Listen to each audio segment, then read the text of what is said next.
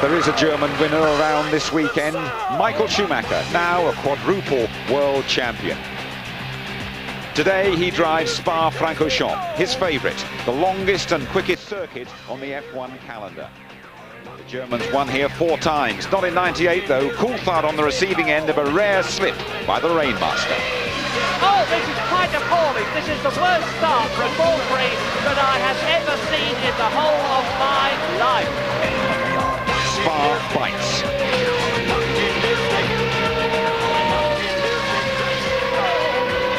And it's Zonta in the other VAR.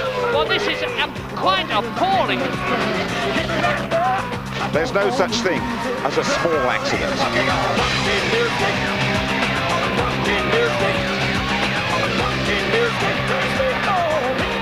In the Ardennes forests, the weather changes in the blink of an eye. Fog and rain yesterday morning, one practice session wiped out. A wet start to qualifying. Then Formula One's next potential superstar found the sweet spot on the right tyres. Surely this will easily be pole 3.5 seconds faster. Brilliant pole for Montoya. What's the weather going to do though? This is how it looks at the moment. It's getting cloudier and it's getting cooler, down to 15 degrees. Hello there. Welcome to the annual Spa guessing game. Don't ask me what the weather's going to do. I haven't got a clue. The only certainty is it will not stay the same. Welcome to Tony Jardine. Hi, Tony. And Mark Blundell. Now, Mark, you know this place very well indeed. You got your first World Championship point here. What chance of first F1 victory for Juan Pablo Montoya? A big chance. I mean, that was a big day for me back then, but I think Montoya's got a big opportunity here to win his first Grand Prix in his first year, and BMW Williams looks very strong around here. But if it stays dry, if it's wet, the Rainmaster will be there, believe me. You've been chatting to Montoya. What's his mood? He's casual. I mean, you know, the guy's super casual, really, so laid back. Everything is in the in his stride, and today's going to be no exception. Tony, race day at Spa, always a special one. It's a big carnival atmosphere, really. It's a must for the fans. They all come camping here, thousands of them from all over Europe. Great vantage points. 20 Dutch at our hotel last night, left at 5 o'clock this morning. They've got a waterproof dugout down at Pujon. They wouldn't miss it for the world. Okay, thank you, Tony. So then what drives Michael Schumacher? It's not the money. Latest estimates put his annual income at £99 million. That's around about $250,000 a day. So he's comfy. Producing the perfect season, though, for Ferrari, that's an unfulfilled ambition. He's going to have to help Rubens Barrichello on the way. This season may have brought Michael Schumacher and Ferrari a lot of joy, but it's brought its fair share of fear as well. The title is in the bag. While some drivers might cruise through the last 4 races, Schumacher is still on the ragged edge. He had a 180-mile-an-hour testing accident last week, and in Friday practice, this happened. It was not dissimilar to the incident in the rain with David Coulthard 3 years ago. But then the championship was at stake. Now he's on the limit because he knows no other way to drive. It's not that I have to push. You know, I'm a racing driver. That's a natural ability. I sit there and I want to push. And then I just enjoy myself. I keep saying that people may have a problem to believe this, but you know, it's not a 8-hour job. You go in the morning, hate doing what you do, and then you come back and see your family. It's the other way around for me. I hate when I have to go home sometimes because I want to keep driving, and that's the way I am. I don't think he knows any other way. I mean, he's spent his whole career pushing, so I think to change your approach is he just couldn't. He couldn't change his approach. He just knows how to compete. He knows how to drive as fast as he can, and I think it's the best thing for him. Schumacher identified Spa and Suzuka as the two races he wants to win, feeling that BMW Williams will be too powerful at Monza and Indianapolis. So finding himself third behind them on the grid here was not in his game plan. The Michelin situation looked to be in this special condition better. I mean, if we see a time gap of 2.6 seconds, I think that's much bigger than at any other time. One intriguing development this weekend was Schumacher's admission on Thursday that he is prepared to do whatever it takes to help teammate Rubens Barrichello finish second in the Drivers' Championship. There's limits to what we allowed to do and what we can do, so we will operate to this. It means also including letting him win if you have the possibility. Sure. With the championship decided, no one has anything to lose in the last 4 Grand Prix, so the racing will be fast and intense. Clearly, Schumacher plans to be right in the middle of it, as he has been throughout the year. In the middle of it and helping Barrichello then, Michael Schumacher is quickest in morning warm-up. He could complete his century today. After first there is nothing, well that's according to McLaren boss Ron Dennis. Barrichello and Ralf Schumacher are both in front of Coulthard on the grid. They could overtake him in the standings today. Hakkinen starting back in 7th. He has been on pole here for the last 3 years. Montoya is there this time. Meantime, in the Constructors, Ferrari champions again, but Williams, both cars on the front row, they could get even closer to McLaren, and every point like gold dust as Sauber, British American Racing and Jordan scrabble for that 4th place. Right, let's review the qualifying hour. Nothing really happening for the first 20 minutes, and then, Tony, all about being on the right tyres at the right time.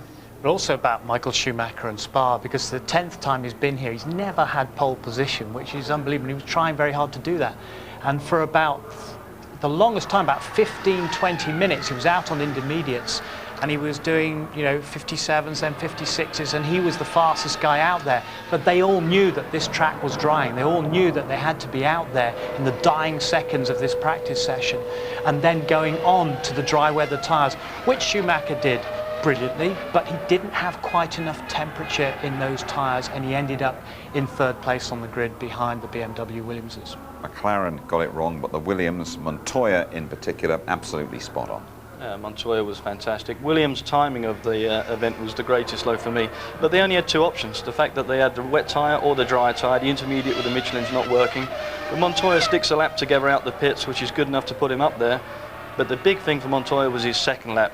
Second lap, heating the tyres, he knows where the track's good, bad or indifferent, pushes a little bit more. He was 15 kilometres quicker than Ralf Schumacher at the top of Eau Rouge. That's impressive. The guy's been hanging it out, and rightly so, he sits on pole position. And finishing 2.5 seconds clear of Michael Schumacher and setting that time as well, Mark, after 61 minutes of the session. There's no coming back from that, is there? And Tony, the McLaren boss Ron Dennis not happy and launching an official protest yesterday. What was that about? Well, yellow flags were out and the car was off. I think it was Heidfeldt's car down at Stavelot, and so he protested 17 of the cars for not slowing down during that period. So that meant that the stewards had to take it seriously, look at all the telemetry of the cars, see if they'd slowed down. But at 8 p.m. last night it was thrown out and the grid stayed as it was because of the changing circumstances of the weather. Was that sour grapes from McLaren, or were they just looking to clarify things? I think clarity is the word there. Ron Dennis, knowing Ron Dennis as I do, he's always looking to clean up those grey areas. And if there is a grey area, and that really is one which came out yesterday, he wants to see where he can make it black and white. I don't think he got anywhere with it. It got thrown out, as you say, but he's always looking for the angle. Right then, Tony, race 14 of F1 2001. Just talk us through the grid. Well, Juan Pablo Montoya is superb, second pole position in 3 races, and Ralf Schumacher alongside him for the second time for BMW Williams with front row of the grid. Heinz-Harald Frentzen, an incredible 4th. He said I was hesitant, but Prost forced him to go out on the dry tyres towards the end. And Villeneuve, 6th place, that's his best in 14 races, great for him. Hakkinen out too early on the dry tyres, but Fisichella, best grid position for Benetton Renault this year. Coulthard radioed in for dry tyres, that was denied because of the yellow flags. De La Rosa out qualified Irvine again for the 4th successive race. Raikkonen and his teammate Heidfeldt both had gearbox problems and a lazy wrong tyre choice left him back there, and Button said the intermediate Michelins weren't working. Truly worst grid position for 51 races. Irvine back there, Bertie back there, and the last 4 on the grid were outside the 107% rule. Alonso, Verstappen, Marquez and Bernoldi, but they were allowed back in because of the weather changing. But it certainly was Williams' day. I wanted to be on the safe side since I thought I was first with the time I had, so I didn't want to risk too much. Then it turned out to be not enough pushing. Yeah, I think the timing was perfect. I think Ralph's as well. You know, he was right behind me, so he had a slightly better track than me, but you know, I push a bit harder. We didn't have enough confidence in the intermediate tires, so we decided to go with the dry tires straight away, and that paid off then for us. You can almost see it coming, that we needed to be just out at the end on grooves, or as it turned out on the slicks. And you know, I was having a bit of dialogue with the team, but unfortunately they didn't feel there was the time to make the change, so it was to try and make the best of a bad job really, and we paid the price. We're in 9th. They've paid the price, the worst grid slot for David Coulthard for 3 years. Well, since the Hungarian Grand Prix, a couple of high-profile drivers have swapped team, and another change at the top at Jaguar as well. He was a bold appointment as principal of Jaguar Racing, but now the experiment is over. Bobby Rahal has gone back to America after being deposed by Niki Lauda, who now assumes full control of the team. The flashpoint was an offer Rahal is alleged to have made to sell Eddie Irvine to Jordan. It was the final straw for Jaguar, although Lauda puts a different spin on it. It simply came about that Bobby was doing 2 jobs, one in America and one here. And Formula One needs much more detailed work, really, in a way, because it's a lot of work, as you can see. And then we both came to an agreement that he goes back to the American side, because this is where he's coming from. And it was a friendly departure, if you want to say so. Meanwhile, we've had the most significant driver move of the season. Jarno Trulli will leave Jordan after 2 years to go to Benetton, who become Renault next year. In exchange, Giancarlo Fisichella calls time on his 4-year career at Benetton to take Trulli's Jordan seat. Judging by the look on both drivers' faces, Jarno feels he's the winner in the deal. Giancarlo's expression reveals his true feelings. I'm very happy about that. I think for the future is the best choice because I got 3 years contract. I'm a little bit disappointed to leave the Benetton team because after 4 years I was very happy to continue with them, but that's the life. Well, I had 2 great seasons at Jordan. It was a very positive experience for me, but I think I always look for something better. And I think Benetton in the future, I hope they will get better because they are back in Formula One to win, and they already won 2 championships with Benetton in the past. We need to get back to where we were, able to win races and be able to compete at the very highest level. And the key to all of that is, for me anyway, continuity. And a 3-year contract with somebody as talented as Giancarlo was the key thing in the turning point of signing him. It's been a long, drawn-out saga. Up until recently, it looked as if the 2 drivers would stay put. But behind the scenes, there's been a lot of horse trading. I mean, the decision was made before, but I don't know why they've been waiting for so long. You know, anytime you're dealing with Jordan, it's not so easy, you know. Anything with him is difficult. Well, initially, the agreement we understood was that a 1-year deal was never really acceptable to Jordan, and for a variety of reasons, because that contract is, Jarno's contract is jointly owned by Benetton, Renault, and of course Flavio being his manager. And when it became a 1-year deal, it became far less attractive because not alone that, but we have a partner in Honda and we have a lot of new things happening for next year. And of course that information would be privy to Jarno when he would eventually have to go back to join Renault. The moves have unlocked the key to the driver market, and the other pieces will soon fall into place.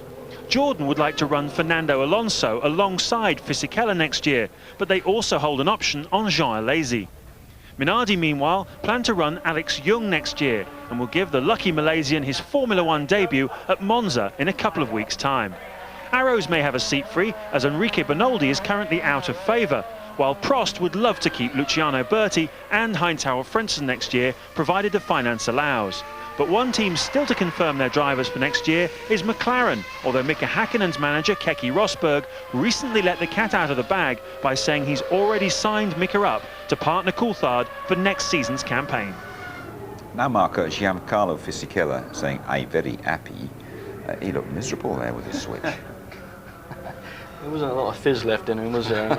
But, you know, I think he should be right to be unhappy. The fact that next year with Benetton was going to trigger off a $10 million deal for him, that's been taken away. But more importantly for him, the likes of Renault coming back in to take that team over, they will be strong. They're such a powerhouse. They have been winners in Formula One. He knows that's the team to be. It's going to go forward. Truly's got the upper hand now with this switch. Tony, they call it the Piranha Club, don't they? And Briatore and Eddie Jordan both taking little bites out of each other there. Well, Mark and I were talking about it earlier. I mean, Flavio Briatore almost corners the drive market controls part of it, because Trulli, Fisichella, Alonso, Webber, who's coming along, he controls that area. But what Eddie was saying there is Honda basically do not want to keep Trulli on for just that 1 year. And the rumour is that Honda are coming in with some very different technology for next year, quite a different engine, so they want to keep that to themselves. Just a word about Jaguar. You've worked with Niki Lauda, and can he pull the team round? Because I felt that Bobby Rahal wasn't doing a bad job there. I thought Rahal was doing a good job, but till you talk to some of the people on the inside. But the thing is, Nicky is really, really prepared to learn, and he put his hand up yesterday after they messed up in qualifying and said, look, the buck stops here, which is a very good sign, but he's got a superb relationship with Irvine as well, and they're really working well together. And Irvine thinks he's going to do a super job, so do I. Thank you. Well, the motor racing world has been paying tribute to Ken Tyrrell, who died at the age of 77 after a lengthy battle with cancer. Here's Martin Brundle, Tyrrell driver in the mid-80s. It's a very sad time in Formula One. We've lost one of the great men of our sport, Ken Tyrrell. I'm here with Frank Williams, but first, Sir Jackie Stewart, as ever blazing across the globe somewhere, was very, very keen to say the following words. The world of motor racing's been hit terribly by the loss of Ken Tyrrell. He was one of a kind, and there will never be the like of him again. He had the integrity of a man with enormous conviction for the truth. He trusted people and he expected people to trust him. I certainly did. I never had a contract with him after the first year that I drove with him. He was like a father to me. He brought me along as a young driver, taught me about gear ratios, taught me how to behave and what not to do more than anything else. But I was only one of many that he brought along and guided into the higher echelons of the sport. Ken Tyrrell was a remarkable man, one of a kind. There'll never be the like again. It's the passing of an era, and motor racing has suffered a tremendous loss. Frank, you knew Ken for the best part of 4 decades. What memories have you got of him? I first met Ken in 1964, and he was certainly the class act for a number of years in his heyday in Formula One. I think he had Jackie Stewart well under control, and he gave him some very good lessons in discipline and approach, and between them they were quite a wonderful partnership, one which I tried to emulate, totally without success for many, many years until help arrived.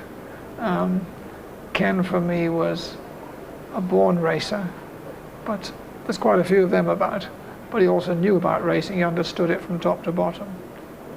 Additionally, I would say for me he had crates and crates of bottle. He had just an endless courage, and the best memory I have of Ken is standing up to Bernie in our very argumentative Formula One team meetings, time after time. The only one of us who ever really stood up to Bernie. He was totally fearless when confronting the man, got the better of him quite often, and we all loved to see that happen because we couldn't do it. The love of his family was first and foremost in his life. He was a very strong family man, but he was so into Formula One. As you said, he was an enthusiast, wasn't he? I mean, I spoke to him just a couple of weeks ago, and he was still absolutely on the pace. Every question he asked me was really, he understood Formula One so well. Yes, I spoke to him perhaps not as often as you, but once a month I'd call him, and the experience for me was the same as the one you've just mentioned. He knew what questions to ask. He was truly interested right up until his end. I think what it's all about really is we're missing Ken Tyrrell, but I think we're celebrating the life of Ken Tyrrell in Formula One. And look out for a programme about Ken Tyrrell on the weekend of the Japanese Grand Prix. That's in the middle of next month. All of us have been shocked and saddened by the death of Brian Moore. Now, Minardi have new sponsorship in Monza. As James said, they'll have a new driver, the Malaysian Alex Young. Next season, they will have a new Asiatech engine as well. They staged the first Formula One two-seater race at Donington. They called the event Thunder in the Park. Nigel Mansell caused his own personal rumble. Our Louise Goodman found herself in the eye of the storm.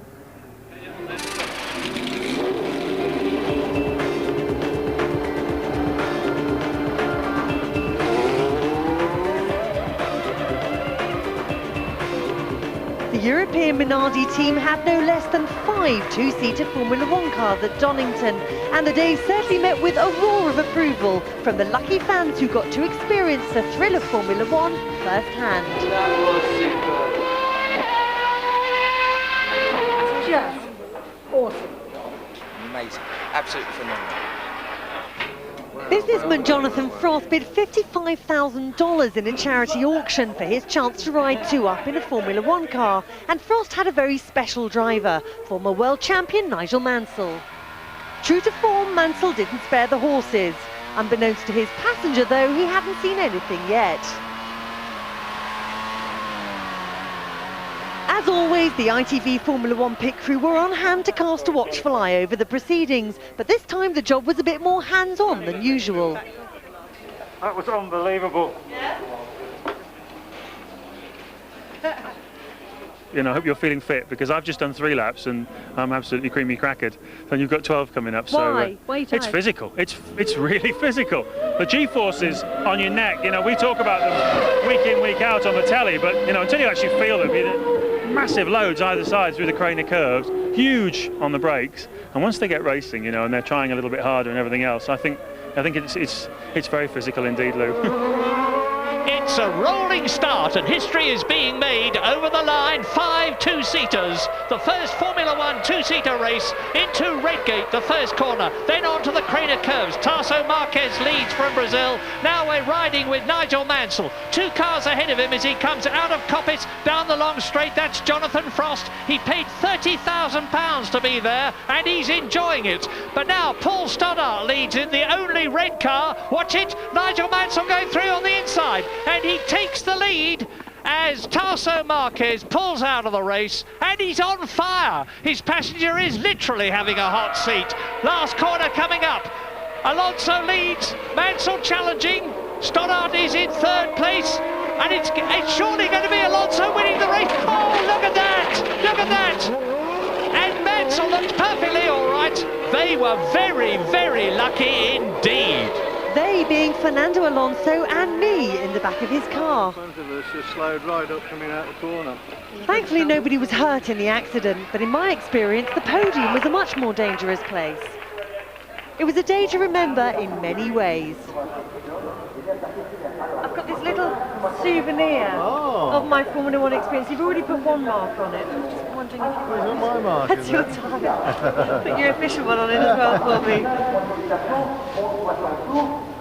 That hurt me, that picture on the podium. Bit of a surprise. He normally finds the right end of the champagne bottle, isn't he, Louise? But you were there, Tony. Quite an eventful day by the sound of it. I mean, she had a lump the size of an egg on the back of her head from that one. It was a real big hit, but we were very, very lucky because I sat in the driver's briefing with Nigel and Paul Stoddart, all the drivers, and you had to put on a show for the public. That's what it was about, but a controlled show.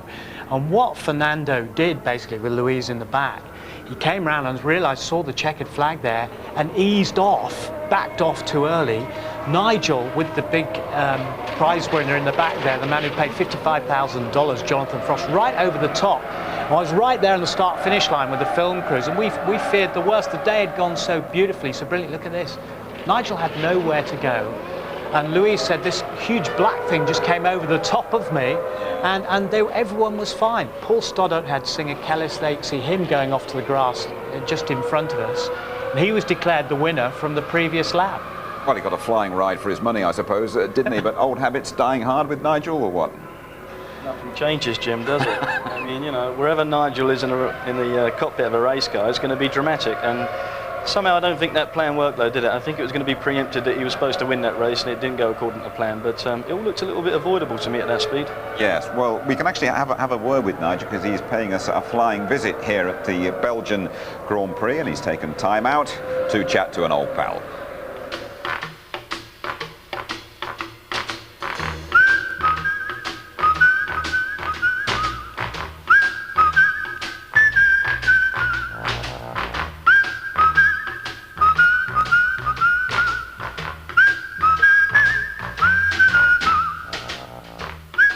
Is it good to be back?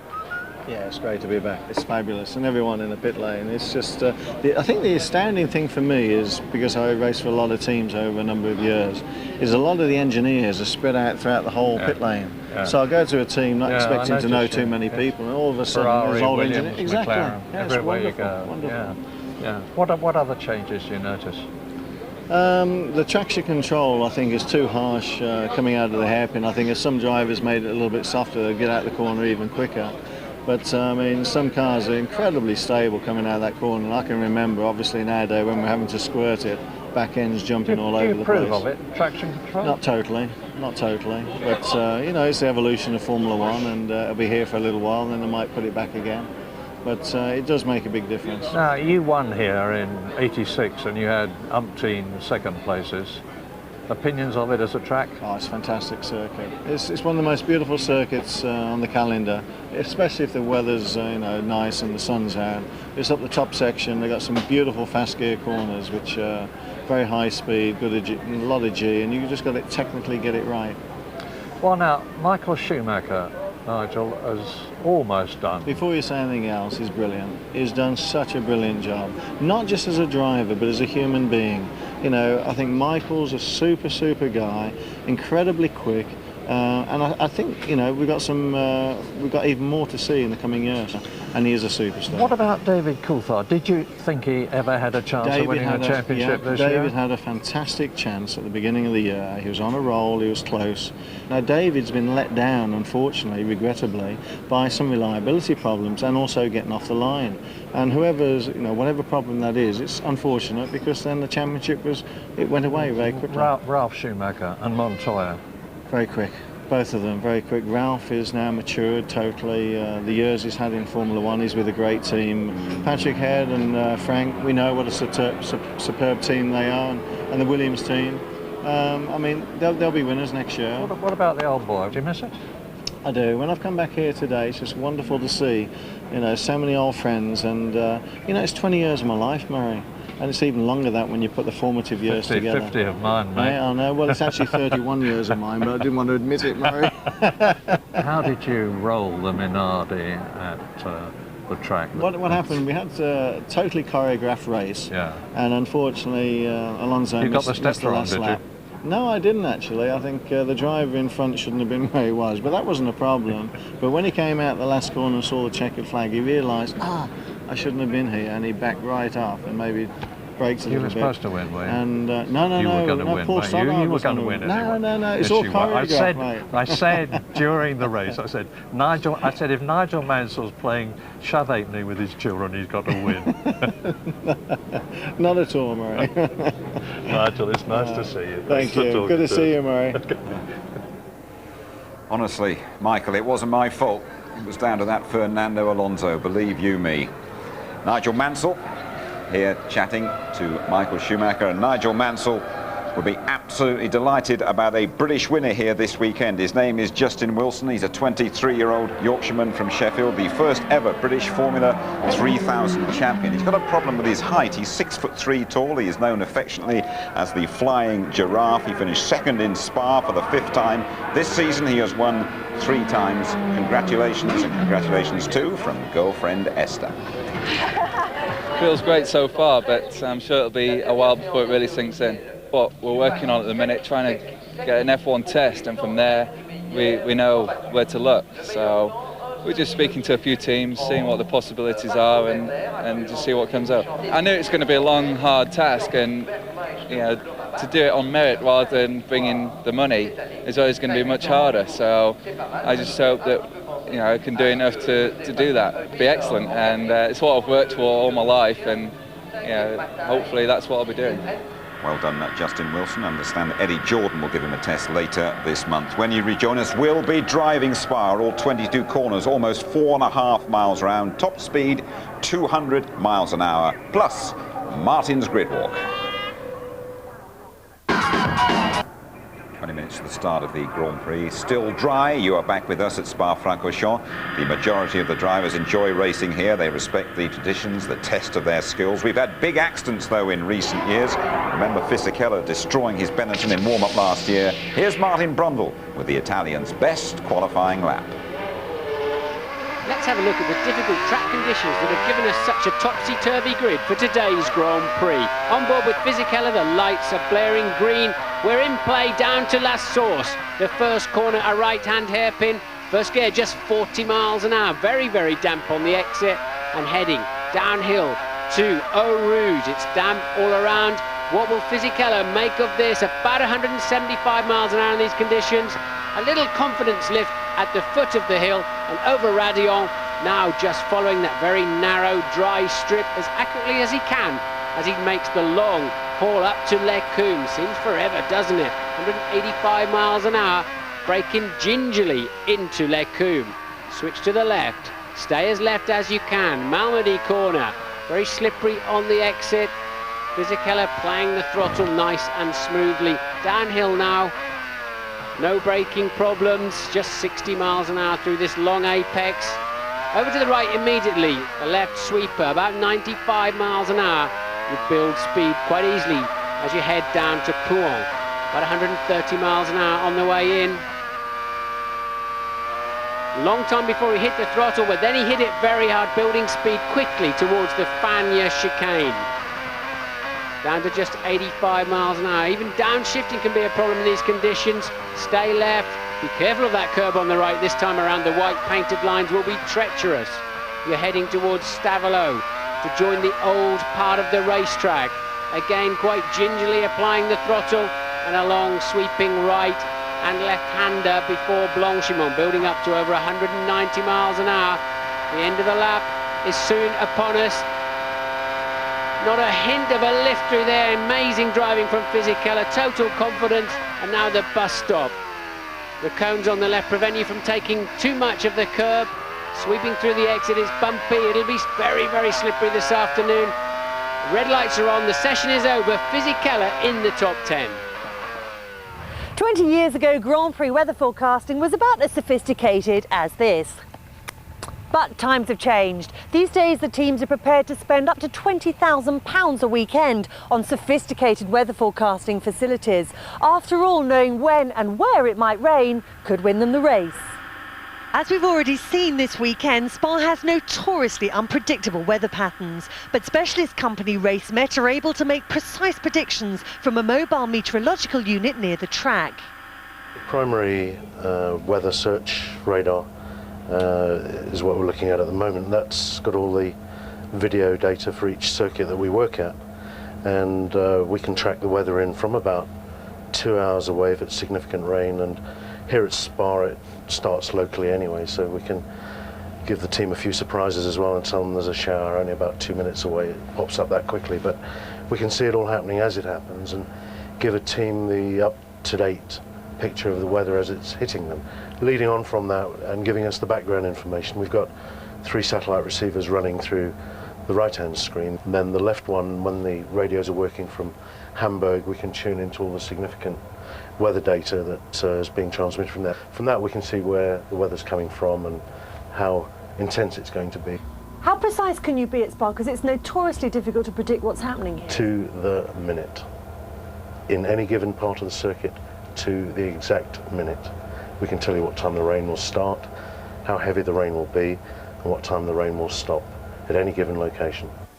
Well, the weather's always unpredictable here at Spa, and that means it's a lottery for the teams. Which way do they go on race strategy? 1 stop, 2 stops, how much fuel to put in the car? And usually there's a safety car as well. If we do get rain this afternoon, we're going to see these kind of tyres. This is an intermediate for a drying track, quite shallow as you can see, and this is a full wet tyre. These things are truly amazing. They will displace 4 of them on one car on a single lap of Spa-Francorchamps. They'll displace 12,000 litres of water. That's equivalent to filling 2 family cars full of water or 25,000 pints of beer.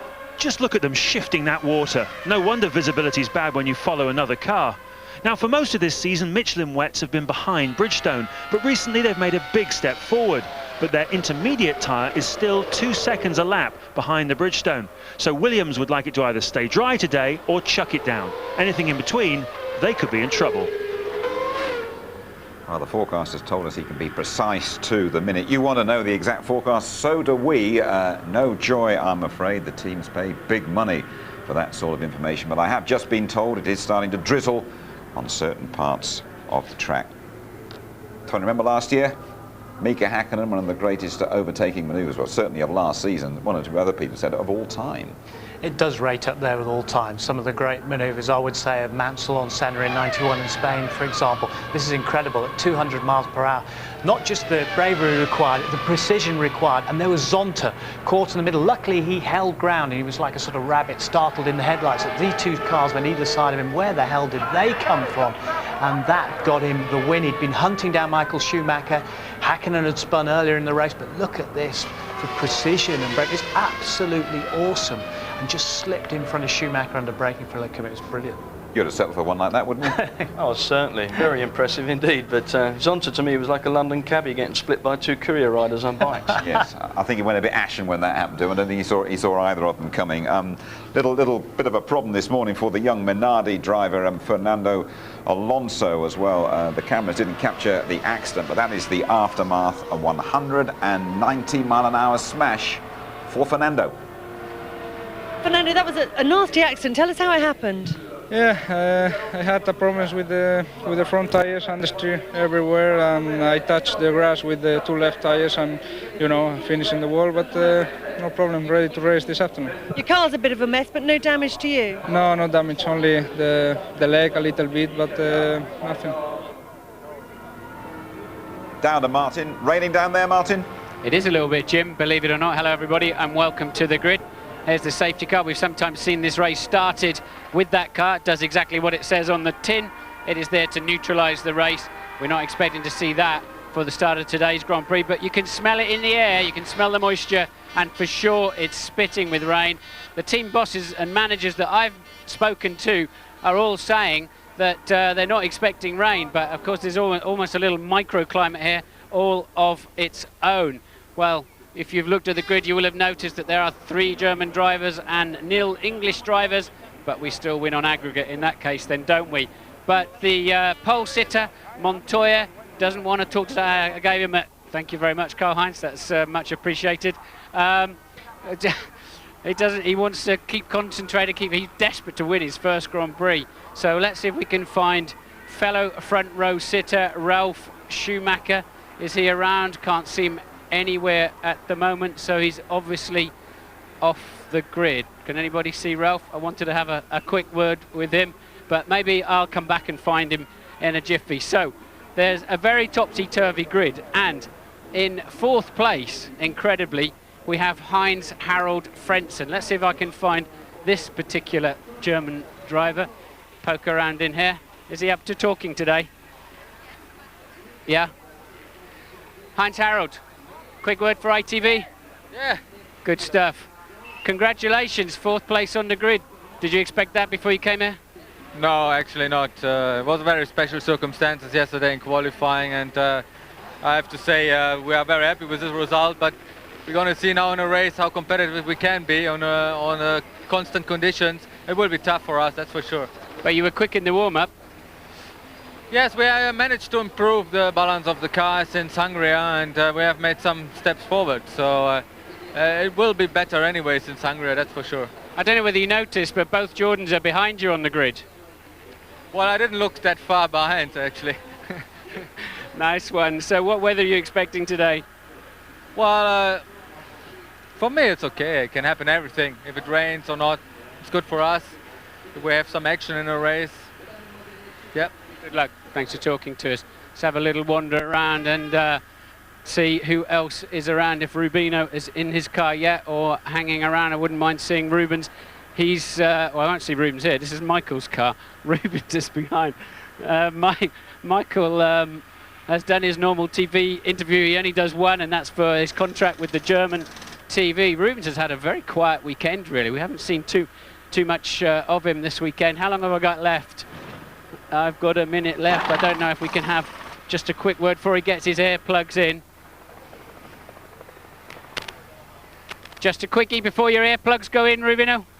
I was saying a rude word here.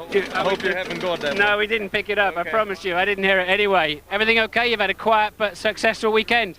Well, you know, I think it's very successful on the point of, you know, I was the first one to have the wets on qualify. But I'm back in 5th, didn't have a very good warm-up, but I didn't have a good one either in Hockenheim, so I'm hopeful. Yeah, and what weather are you expecting here at Ferrari? It's very difficult, but as you know, it's going to rain at some time during the race. It's going to rain. All right, somebody trying to stick something in your ear. I'll let you get on with it. Back to you in the studio, Jim. Thanks very much indeed, Martin. Don't worry, you'll sort out those Ferraris for the race. Let's get a couple of final thoughts. So we Mark Blundell first of all. I think good opportunity for Montoya. The problem's going to be whether it's going to rain, and as anybody knows, it could happen any minute. And if that does happen, Ferrari Michael Schumacher will come to the front and go into the distance. Tony Jardine? Well, I'm just going to really enjoy it. You know, savouring the Belgian Grand Prix, especially with the mixed weather conditions. Anything could happen, but I'm really going to enjoy it. Thank you very much indeed, Tony. So there we are then, the cool Colombian Juan Pablo Montoya on pole, and Montoya out to emulate Michael Schumacher and win his first Grand Prix at Spa-Francorchamps. German sport needing a spot of tender, loving care today. The world champion a win away from that 50-second victory, and that would make him the most successful driver of all time. 51 apiece, Michael Schumacher and Alain Prost. We've heard from Heinz Harald Frentzen, very relaxed indeed. Jacques Villeneuve, two jokers really in the top 6. Ferrari's Barrichello. Will Michael Schumacher, as he said, help teammate Rubens Barrichello during the race? And way back, we haven't even seen them, the McLarens, David Coulthard and Mika Häkkinen, who has gone well round here. They have to rescue their weekend. We're all looking anxiously towards the sky. Rain is around the corner, and we are all primed for the Belgian Grand Prix. Vorne, da steht Montoya. Ja, vom Start wird viel abhängen. Wer vorne liegt, der wird natürlich das Tempo diktieren können. Somit ist die Lasurs trotz allem, wird das Rennen zwar da nicht gewonnen, aber eine Vorentscheidung ist es allemal. David Coulthard hat hier auch schon gewonnen. Damals gab es einen Doppelsieg vor Mika Häkkinen. Allerdings war der Finne derjenige, der noch um die WM fuhr. Damals hieß es, wieso habt ihr da nicht getauscht? Wie auch immer, man macht es immer falsch. Von Joe Ramirez gibt es den Helm, dem Teamkoordinator von McLaren. Hört auf in Indianapolis, bekam als Geschenk eine Harley Davidson von Ron Dennis und Co. geschenkt. Und wir gehen mal von Silber zu Rot. Hier ist der Chefstratege, Sie kennen ihn, Ross Brawn. Yeah, Ross, the grid positions are very interesting today. What do you expect from BMW, especially from Michelin, after the under the current conditions?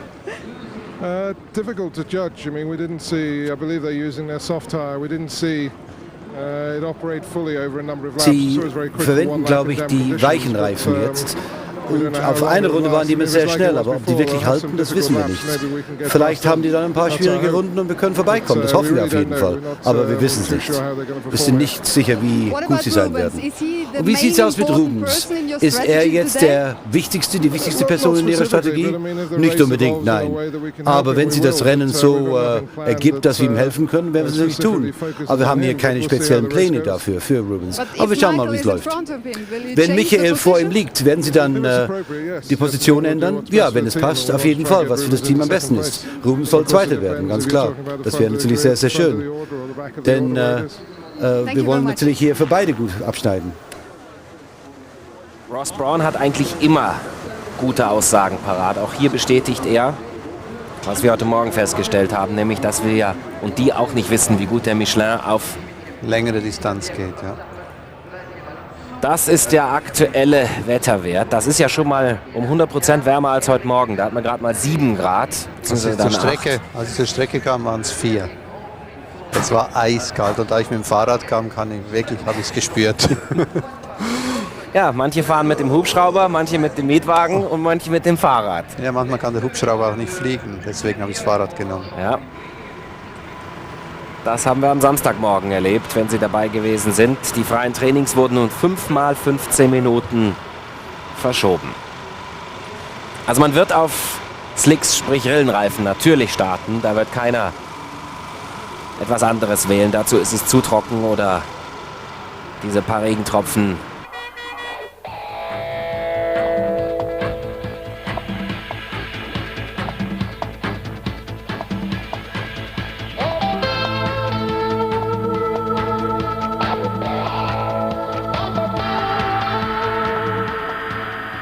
It's the Belgian Grand Prix, round 14 of the championship. You are back with the ITV F1 team at Spa-Francorchamps, along with Monaco, accepted as the driving test of the year, starting with a 160-mile-an-hour dash to the first corner. Let's join Martin Brundle and say a very good afternoon to Murray Walker. What a fantastic place this is. I love it. And look, there is that 160-mile-an-hour dash down to the first corner. La Source, hairpin bend, second gear, 35 miles an hour, and let us hope and pray that there is not a gigantic pile-up after that first corner, as there was in 1998 when David Coulthard slid sideways on the track on the descent to Eau Rouge, and 13 of the 22 cars piled up. Because if there isn't, it's going to be absolutely fabulous, because as a result of yesterday's weather, where it started wet for qualifying and then dried out, we've got all sorts of people in places on the grid we don't expect to see them. He's not one of them. Michael Schumacher's third on the grid, behind the superb Juan Pablo Montoya and his brother Michael in the Williams. But you've seen Martin talking to Heinz-Harald Frentzen, fourth on the grid in the Prost. Amazing, but he's gone very well today in the warm-up, sixth fastest. Mika Häkkinen, 7th on the grid. David Coulthard, 9th on the grid.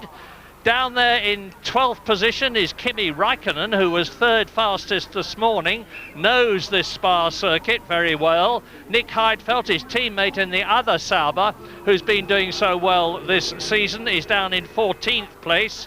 And Jarno Trulli, who started 2nd on the grid next to Mika Häkkinen last year, is down in 16th position. So there's going to be some fantastic, we hope, carving through the field by midfield and tail enders. This is a track where you can overtake, Murray, if you've got some speed through Eau Rouge and getting the slipstream on the long climb up to the Le Coumbe chicane. You can pass cars here, and also if you're brave into the bus stop, there's a few tears shed there usually at some point through the Grand Prix here. What they have to be careful of is that first corner. Everybody concertinas up the inside. You can go down the outside. Occasionally then you get caught up in the incidents. And often we have a spinner on the exit as they're over anxious to get on the power, to get down to Eau Rouge for the first time. I'm assuming with traction control, we're likely to see less of that this afternoon than we would normally see here. But occasionally you can also lose the car on the way in there. The momentum starts and you don't collect it up. So it's going to be a strange afternoon, strange qualifying session. Remember, they only had 45 minutes of running yesterday morning before qualifying. That's why it's so topsy-turvy, and we have to assume, as you say, some drivers will be coming through the field. This man, Michael Schumacher, started 16th and won the race, passing 15 others, including myself, with a certain amount of ease. He was stunning that day, absolutely stunning, and I have to say, in this morning's warm-up, he looked more committed, more comfortable than any other driver did Michael Schumacher. Ralph Dent, 2nd on the grid. He will not want to be outperformed again by Montoya this afternoon. No, indeed he won't. And let's just make this point straight away. That BMW engine behind Montoya, sitting in the grid, concentrating there on his start, as Gilles Villeneuve did, that Jacques' father, one year I remember at Monza. The race was stopped and restarted, and he sat in the car for 15 minutes just looking stoically ahead. Do not break the concentration. Well, it's being broken now. Off come the tyre warmers. Those tyres are too hot to put your hand on now. and they will get hotter still when they get up to race temperature. Not very much hotter, but as much grip as possible. Great unknown this weekend for tyres. Obviously Montoya starting on used ones. They're very used by the looks of it. I think we could be back into the Michelin scenario where they're good in the beginning, fade, and then come back again once they've cleared the rolled up rubber off the top surface. But they've had so little running, so much of it has been with a drying track or in the rain, that the teams have a lot less data than they would normally like to have going into a Grand Prix. And you can hear the engine revs rising. They rev massively high these days, and away they go for the installation lap. Once again, the BMW Williams team sitting out most of the warm-up, saving their engines. They clearly rev them a lot less in the race than they do in qualifying, so they have less power, and that's why I think they'll not romp away from Michael Schumacher and the others this afternoon. Now, this climb up to Eau Rouge, and they're climbing up from it now, looks quite flat on the television screen, but believe you me, when you come to walk up it, it's very steep indeed. Now they're going up to Les Combes, which is the right and left-hander at the top of the circuit. They approach that at 205 miles an hour in race conditions. Turn right, turn left, and then start dropping downhill to Rivage, the double right-hander. Yes, I can see out of the window, I think one of the Minardis, probably Tarso Marquez, did not get off the line. Alonso, we're hearing it is. I can't, yes, Alonso not getting away initially, but of course those four drivers that failed to qualify yesterday outside the 107% rule have all been allowed to start the Grand Prix, but Alonso with problems already, and we also think that the mechanics were still on the track with 15 seconds to go, and we know from earlier in the year that will mean a penalty. Yeah, and it was David Coulthard that suffered that penalty in the past, and the cars that failed to qualify within the 107% rule were the two Arrows and the two Minardis. But because of the exceptional circumstances due to the weather, they were rightly allowed into the race. So this is coming up to turn 14, the right-hander, where the new part of this brilliant Spa circuit joins the old one, which was just about twice as long and was discontinued because of the problems of weather sometimes being fine at one end of the track and pouring with rain at the other, as we ride with Heinz-Harald Frentzen in the Prost. And I remind you that he is in fourth position on the grid. That's Michael Schumacher ahead of him, led by the two Williams BMWs as they come into the bus stop. And that is a left, right, left. Very, very slow indeed. Not as slow as the last Source hairpin, the first corner on the circuit. And this is where Montoya will, I'm sure, start to slow down and let the rest of the grid assemble behind him so that he spends the minimum time possible on the line and thereby risk burning out his clutch. So that's Pedro de la Rosa, Olivier Panis, Kimi Raikkonen, the rest of them pouring through. Jenson Button in the Benetton. Jarno Trulli well down on the grid because he's down in 16th position. Eddie Irvine only 17th in the Jaguar. They're not expecting to do well here. This circuit doesn't suit them all that well. We're with Heinz-Harald Frentzen on the line. Slightly difficult start. It does incline backwards, and you have to be careful not to let your car roll here. So they'll be using hand clutches, left foot gently on that brake pedal, and something around 10,500 RPM, but not yet. Not until those famous lights start to appear. Cross your fingers and join with me. Let's hope that there's not a pile-up after turn one. Car stalled, it's Frentzen. Frentzen stalled his engine, and he's got to let them... Are they going to abort the start?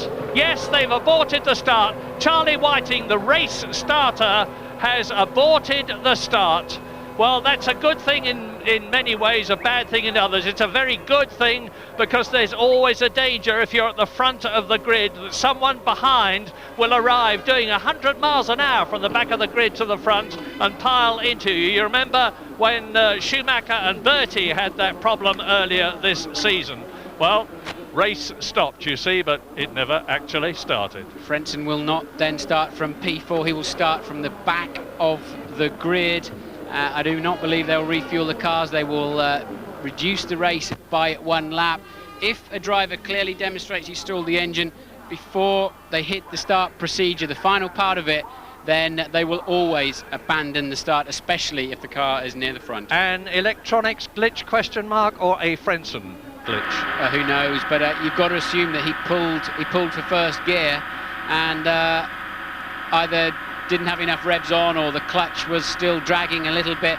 Remember, Frentzen was always seeming to have problems with the Jordan too. It seems like he doesn't like these launch control systems much. Terrible luck for him, because he worked so hard yesterday to get into that totally exceptional 4th position on the grid. Where would I have expected him to start in the Prost? Well, to be honest, I think about 14th on the grid. This, after all, is only the 2nd race that the German has driven for the French team in, after having been fired by Eddie Jordan from his team. So we immediately go into a restart procedure here, and we'll have a look and see how many minutes they apply to that. Normally it's a 10-minute procedure, and we're understanding the restart is 9 minutes past the hour. That's 9 minutes past 2, and we'll take this opportunity for a short break.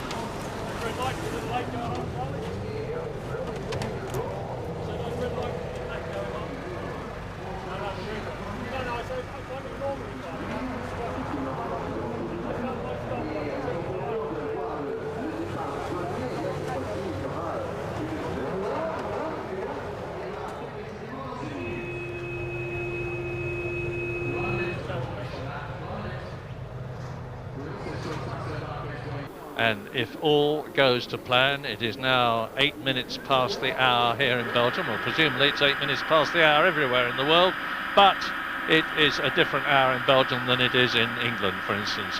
And there should be just about 45 seconds to go now before the second start, or the second attempt at a start, after Heinz-Harald Frentzen somehow succeeded in stalling the Ferrari, the Petronas badged, the Ferrari engine in his Prost. The Petronas, of course, is in the Sauber. And there is Montoya waving his hand as they take the tyre warmers away. Now there are 25 seconds to go officially to the attempt to get this race going. Montoya getting a bit agitated there. I think he felt that they weren't clearing his car, and the yellow flags are waving because we think Montoya has stalled the engine. No. So Montoya then, now we know why he was getting agitated. The car has no motor running at this time. What will they do with this? He will have to start from the back of the grid. They did not hold Frentzen back. That's strange. Maybe Frentzen will go to the back of the grid, but why have they not? Normally they hold, mind you, there's no space really for the cars to go around, so they probably briefed Frentzen to go to the back of the grid, and so will Montoya. So number 1 man and number 4 man on the grid. Men will have to start from the very back, and it is, as you say, Murray, on a curve. You can't even see the start lights from some of those grid positions way back there. And Schumacher benefits. Which Schumacher? Both of them. Because Ralf Schumacher is now effectively in pole position, and brother Michael in the Ferrari is now effectively in 2nd position on the grid. And I know that Michael was pretty happy about his Bridgestone tyres yesterday. He said, I'm the Bridgestone pole position man. That was Montoya, and my heart goes out to him. He's starting, or was due to start, from the 2nd time. There we are, there he's waving his hands on this replay. My engine has gone.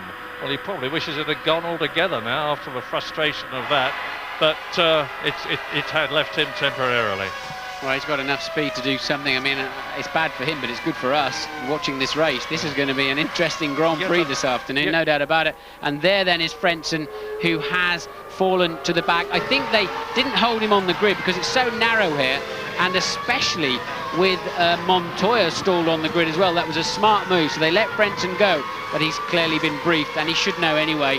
All drivers should read the regulations. He must start from the back of the grid as the penalty for holding up the start proper. And I remember many years ago, Andrea De Cesaris, and one of the reasons this came in was De Cesaris had forgotten to put his air plugs in on the start. There's a surprise. So switched the engine off, and to make sure that nobody else started. And of course in those days there was no penalty, so that's the sort of things we used to get up to, but no longer. Wrote off more cars than anybody else. 12 McLarens in one season. However, Montoya now joins the men at the back. It's starting to get more interesting at the back than it is at the front. I joke, of course, with the 2 Schumachers up front, making it a race of their own, no doubt. With Frentzen no longer behind them immediately. And of course this is now going to be a 43-lap race rather than a 44-lap race as originally planned. And that'll take about 1.5 hours, even if it does not rain. Well, it's looking a bit sparse up there at the front end, isn't it, now? And Ralf Schumacher, now the effective pole sitter, absolutely all clear there in 2nd place. Just his brother he'll have to keep an eye on, steaming up the inside. But we know that Williams to be very strong. And there then is Montoya, right at the back of the grid. Here we go! 3 lights, 4 lights, 5 lights, and it is go! Schumacher, Ralf Schumacher leads. Barrichello coming up into 3rd position behind Michael Schumacher. And they turn in, and Fisichella is well up in the Benetton. He's in 4th position as they drop down to Eau Rouge. He's got ahead of Jacques Villeneuve in the BAR, and David Coulthard from 9th position on the grid has got ahead of somebody because he's tucked up right behind Mika Häkkinen. Here they come up to Les Coupes for the first time, and Michael Schumacher is right behind Ralf, and he's going to try and take him. Can he get through? Fabulous start by Michael Schumacher, who takes the lead on lap 1 of 43. He's going to take a lot of stopping now. Barrichello 3rd, Fisichella 4th, then the 2 McLarens 5th and 6th. They have made progress. Michael definitely got in the sweet spot behind that Williams and found a great toe. You have to assume he's on lower fuel. That really was an easy pass, a lot more speed. We know that they've had to knock some revs out of that BMW engine for the race, as I spoke about earlier, but I'm surprised at just how much under pressure Ralf Schumacher is, and we'll have to see. Maybe it takes a time once again on the cold days. It's just 17 degrees out there on the track for those Michelins to come up to full operating temperature, but Williams under pressure from Ferrari. The starter of the day was Giancarlo Fisichella up to 4th. Häkkinen is now 5th, Villeneuve 6th, Coulthard 7th. They've all made 2 places, of course. with the demise of Montoya and Frentzen, and Montoya is already up to 20th place. Now this is the interesting bit. Fisichella in 4th position. That Benetton is really showing signs of coming good here in Belgium. It's got a completely new aerodynamic pack engine changes for the Renault, and Fisichella, if he can hold on to this 4th position ahead of the McLarens, will be doing a cracking job, and everybody is really getting the hammer down now. Schumacher leads his brother by 2 seconds. And look at Jenson Button up into 9th place. He's just been passed on that last lap actually by one of the Saubers, but Button from 15th up to 8th towards the end of the first lap, and then just losing a place in the bus stop, and that is an alternative view of the fabulous Eau Rouge corner. And there then is Button. He is still in 9th behind Raikkonen. Yeah, and it's an indication again of the fact that Benetton are getting things together. As past the arrows, that's Jos Verstappen being passed by Montoya. Montoya, who started last, and Jos Verstappen started 19th. So Montoya has already made up a couple of places as he comes up towards the Jordan behind him, and Michael Schumacher leads. Ralf Schumacher in the Williams still second. Barrichello, who was pressing him, seems to have dropped back a bit in 3rd position. Then it's Fisichella, Hakkinen, Coulthard. Villeneuve has lost a place. Kimi Raikkonen has lost a place. Jenson Button, as Martin's just told you, has gained 6 places. A storming first lap. And look, he is gaining now, is Jenson Button on Kimi Raikkonen, who is in 8th position. So that's the man to watch, Jenson Button. It's nice to be talking about him again after last year in the Williams. He's had a bad season so far for Benetton, but it looks as though it's coming good. Fingers crossed. Both Benettons flying off the line then. I think it's Raikkonen we've really got to watch. He's the man moving in on Jacques Villeneuve. Villeneuve passed last time around by Coulthard, so 2 McLarens are 5th and 6th. Michael Schumacher then leads by 2.1 seconds at the end of the first lap. And look at this squabble. Jarno Trulli chasing Eddie Irvine in the dark green Jaguar. And right up amongst them too is Olivier Panis coming through behind Pedro de la Rosa, who is in 10th position. Top 10, here they are. This is lap 3. Schumacher, Michael, Ralf, Barrichello, Fisichella, Hakkinen 5th, Coulthard 6th, then Villeneuve followed by Raikkonen, 9th is Button, 10th is Alesi. And let's follow Montoya up to 16th already then, Montoya. So he's moved through 5 cars from the very back of the grid, Michael. A full 1.3 seconds faster that lap than Ralf. And this then is Hakkinen passing Fisichella for 4th place. Yep, the McLaren goes up a place, and David Coulthard, I suspect, is going to follow him through in the 2nd McLaren, because if Mika Hakkinen can get past the young Italian, I have no doubt that David Coulthard will be able to as well. Coulthard will have to wait, I think, until Les Combes next time around. And no, he won't, because Fisichella's made a mistake.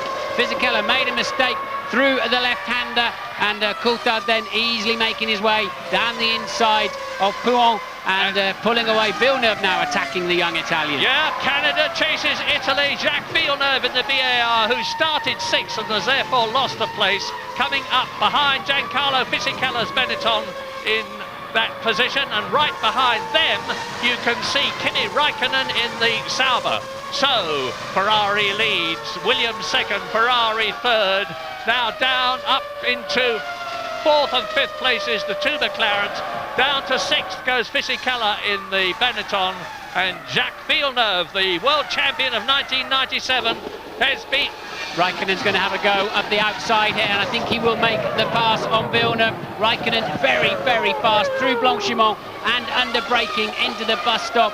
Magnificent driving there from the young Finn as he takes away Villeneuve's 7th place. Yeah, brilliant by Raikkonen, but let's not forget that he's in the superbly balanced Sauber as Mika Hakkinen runs wide and David Coulthard on the outside of Fisichella. Yeah, that's a replay of Fisichella's mistake and Coulthard taking the place. And look at this little traffic jam. Yeah, and we're on lap 5 now out of 43, remember, not 44, because we've lost a lap due to having to restart the race after Heinz-Harald Frentzen stalled his car, and you can see the McLaren getting a bit loose there as he went through Eau Rouge. Ralf Schumacher second, Barrichello third. Look at the gap between Barrichello and Mika Häkkinen. It is 4 seconds. Michael Schumacher, obviously the fastest so far. His fastest lap, 1 minute 50.5 in round figures. Car getting out of shape was actually Montoya. He's now up to 15th place, having passed Irvine, but really working hard through Eau Rouge. We saw from that overhead camera, the Michelin's not working well at the moment. It's the Bridgestone runners that are on the move. Yeah, and Heinz-Harald Frentzen has not done as well from the back as Montoya. Frentzen, who started last but one, that's to say 21st, has got past Marquez and Bernoldi and is now in 19th position. Montoya, who started 22nd, has passed Alonso, Marquez, Bernoldi and Verstappen, and sorry, he's still up behind Verstappen. He's in 19th place. Michael Schumacher 2 seconds a lap faster than any other man on the track on the last lap. I mean, that's outrageous. He had that kind of advantage in the warm-up this morning. I'm expecting all of the key players to two-stop. I've got a bit of a question mark about the Williams, but two-stop apparently, I'm hearing from various teams, is the optimum. But as I said, so many of these teams do not have as much data, and somebody's had a big one there. I can't see who it is.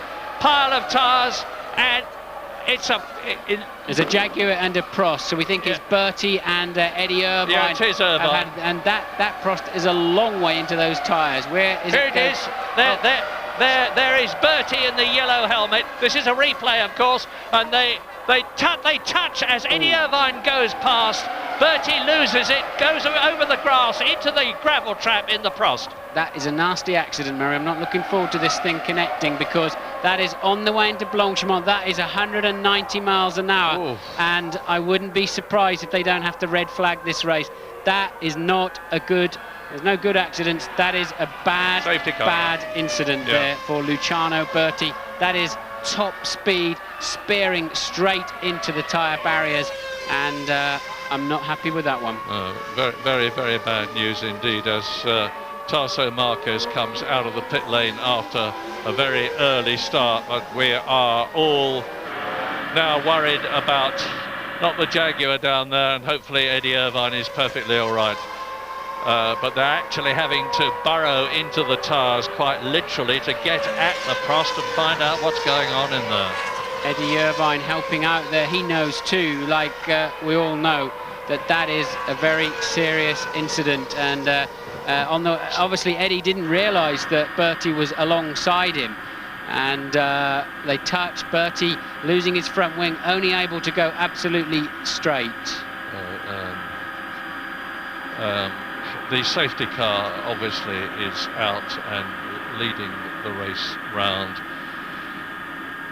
as we try to establish what has happened to the charming Luciano Berti from Brazil, and he's obviously at best unconscious, because there was no movement in the cockpit when we were looking down from the helicopter. A lot of agitation from the medical people there, and Professor Sid Watkins, who is the FIA's chief medical officer, will have immediately been on the scene, because he literally sits in a Mercedes-Benz with the engine running at the end of the pit lane to deal with any medical eventuality.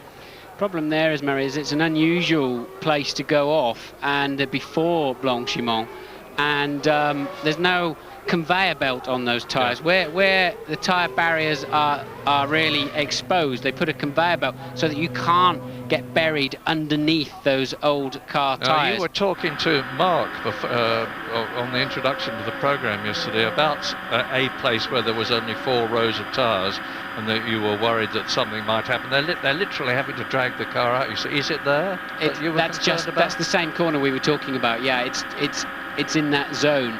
But that is highly unusual to crash on the way in. He's missed the end of the gravel trap, look, effectively, and the little bit of gravel he did hit just sent the car up into the air. So virtually unabated speed that he connected with that barrier. And what's worse is the car didn't ricochet out and let more energy. Here's a replay. You let see, more energy dissipate. Bertie on the inside of Eddie Irvine. As Eddie turns in to take his line, he had no alternative there, which removed the front wing and the barge board, and he goes unabated speed straight over the edge of the gravel trap and the hard grass and into that row of tyres, and he would have been doing, when that accident started, something like 185 miles an hour and would not have been able to scrub any speed off.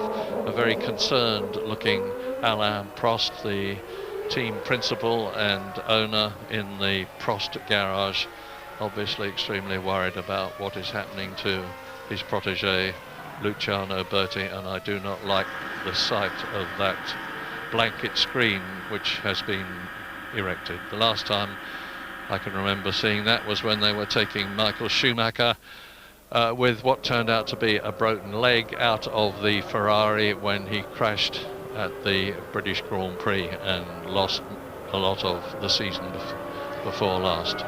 But anyway, the car has now been eased out of the tyre wall. Yes, and they've neutralised the race. They have now red flagged the race, which I think is the only option here this afternoon. Stop. Because that is one of the most serious accidents I've seen for a while in Formula One. It's the severity of the impact and the lack of flailing around and the energy. That's Irvine in the background, you can see, who had a similarly big accident, but that Prost just simply stopped in a very short distance, and they're the ones that really do some damage. But I keep seeing a yellow helmet in there that looks not dissimilar to Bertie's, but that's on a corner safety worker. So Luciano Berti then, I mean, it will be no surprise if he's unconscious, Murray, anyway, because the sheer energy involved in that impact was enormous. But let's hope it's... And looking on the bright side, as one must, I remember David Purley in the Lec car, who had Formula One car, which had a most enormous head-on, flat-out crash, and the total length of the car was reduced, and I'm not joking, to about 3 feet, and David Purley, after suffering really awful injuries, made a complete recovery. So just to summarise, the race has been stopped on lap 6 out of 43 in Belgium, after Eddie Irvine in the Jaguar and Luciano Berti in the Prost had a collision as they were exiting the 190 mile an hour Blanchimont corner, which resulted in Berti leaving the track at great speed and going virtually straight head on into the Armco.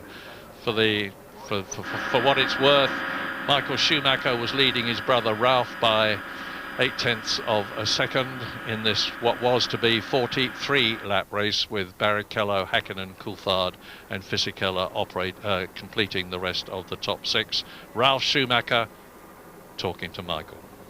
Yeah, they'll be discussing the incident. Michael 5 seconds slower on that last lap. He'd lost 5 seconds of the lead. Clearly responded to the safety car boards that have been put out and the yellow flags before we went into a red flag procedure, and that procedure is all about reforming on the grid in no particular order at this stage. There is a line where they go to and wait for a restart procedure, and they seem as if they're now able to get Luciano Berti towards the ambulance. When people say to me, what has changed most in your time in Formula One, I always say safety.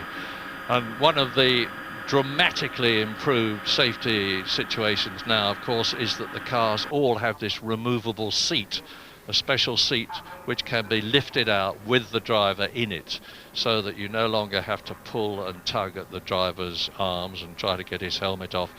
All the necessary splints and things will have been put into position, and then Berti will have been lifted out of the car, and it looked to me as though he had been lifted out of the car and was being put into the ambulance on that last shot we saw, and that is Kimi Räikkönen running in, because his car was stopped, has been stopped in the loop after turn 22, and turn 22 is the bus stop, so Kimi Räikkönen for some reason running in as the stretcher there is carried away. Pointless. He will not be allowed to start the race in the spare car. The race is way too old to be introducing spare cars into the equation, but What bothers me about the Luciano Berti incident is that those tyres can come into the cockpit. I remember going off in Manicourt at the hairpin once like that with a suspension failure and at a lower speed. And the tyres tend to come up the nose and come into the cockpit. And of course, to a certain extent, you are exposed in that situation. So, although since the appalling accident which resulted in the loss of Ayrton Senna at the San Marino Grand Prix in 1994, the cockpit sides have been very much lifted. Here's a replay. You see Eddie Irvine trying to take his racing line as Berti is alongside him, and that was the collision.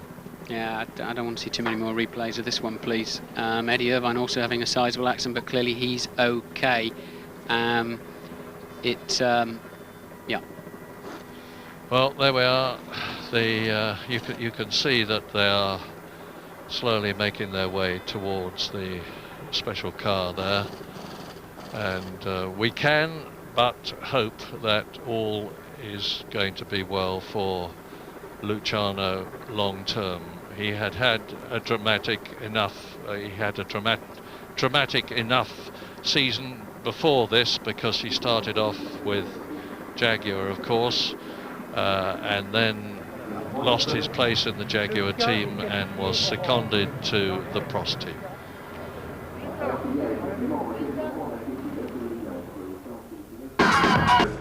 Chez toutes les personnes qui se sentent et qui sont concernées par la sortie de route de Luciano Berti, ce que l'on sait, c'est que tout va bien pour Eddie Irvine.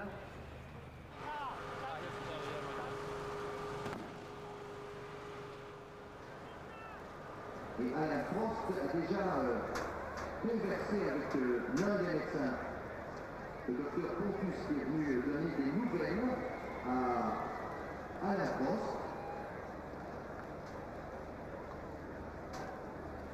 Le manager de l'écurie, le propriétaire de sa propre écurie, bien entendu, dont les essais s'étaient particulièrement bien déroulés pour Heinz-Harald Frenzen, puis il avait posé des problèmes, Heinz-Harald Frenzen, puis maintenant c'est Luciano Berti, un week-end difficile pour Alain Prost et ses hommes.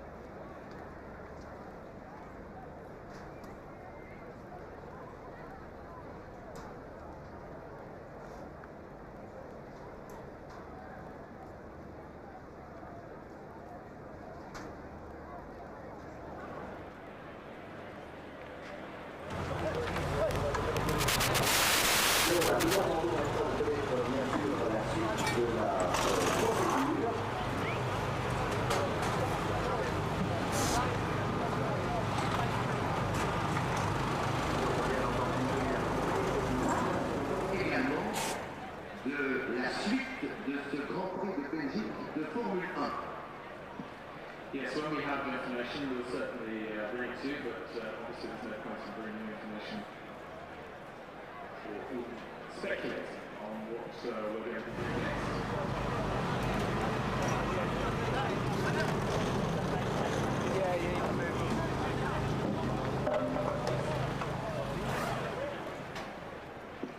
Wir müssen abwarten,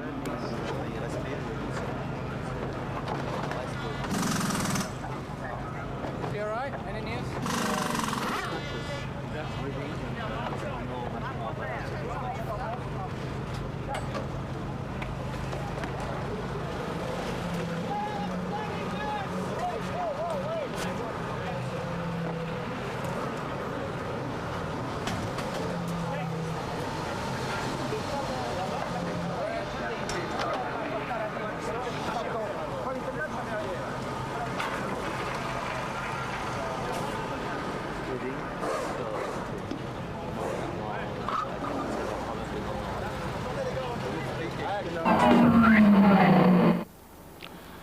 You see the scene of the Luciano Berti Eddie Irvine accident on the exit to Blanchimont, and Louise Goodman is in the pits. Yes, I'm down in the Prost area in the pit lane few worried faces behind you, as you can imagine. I can tell you, though, I've spoken to a member of the team, and initial reports from race control suggest that Bertie is okay. Now, there was no further report beyond that. We don't know exactly what okay is, but that's the first news that we have.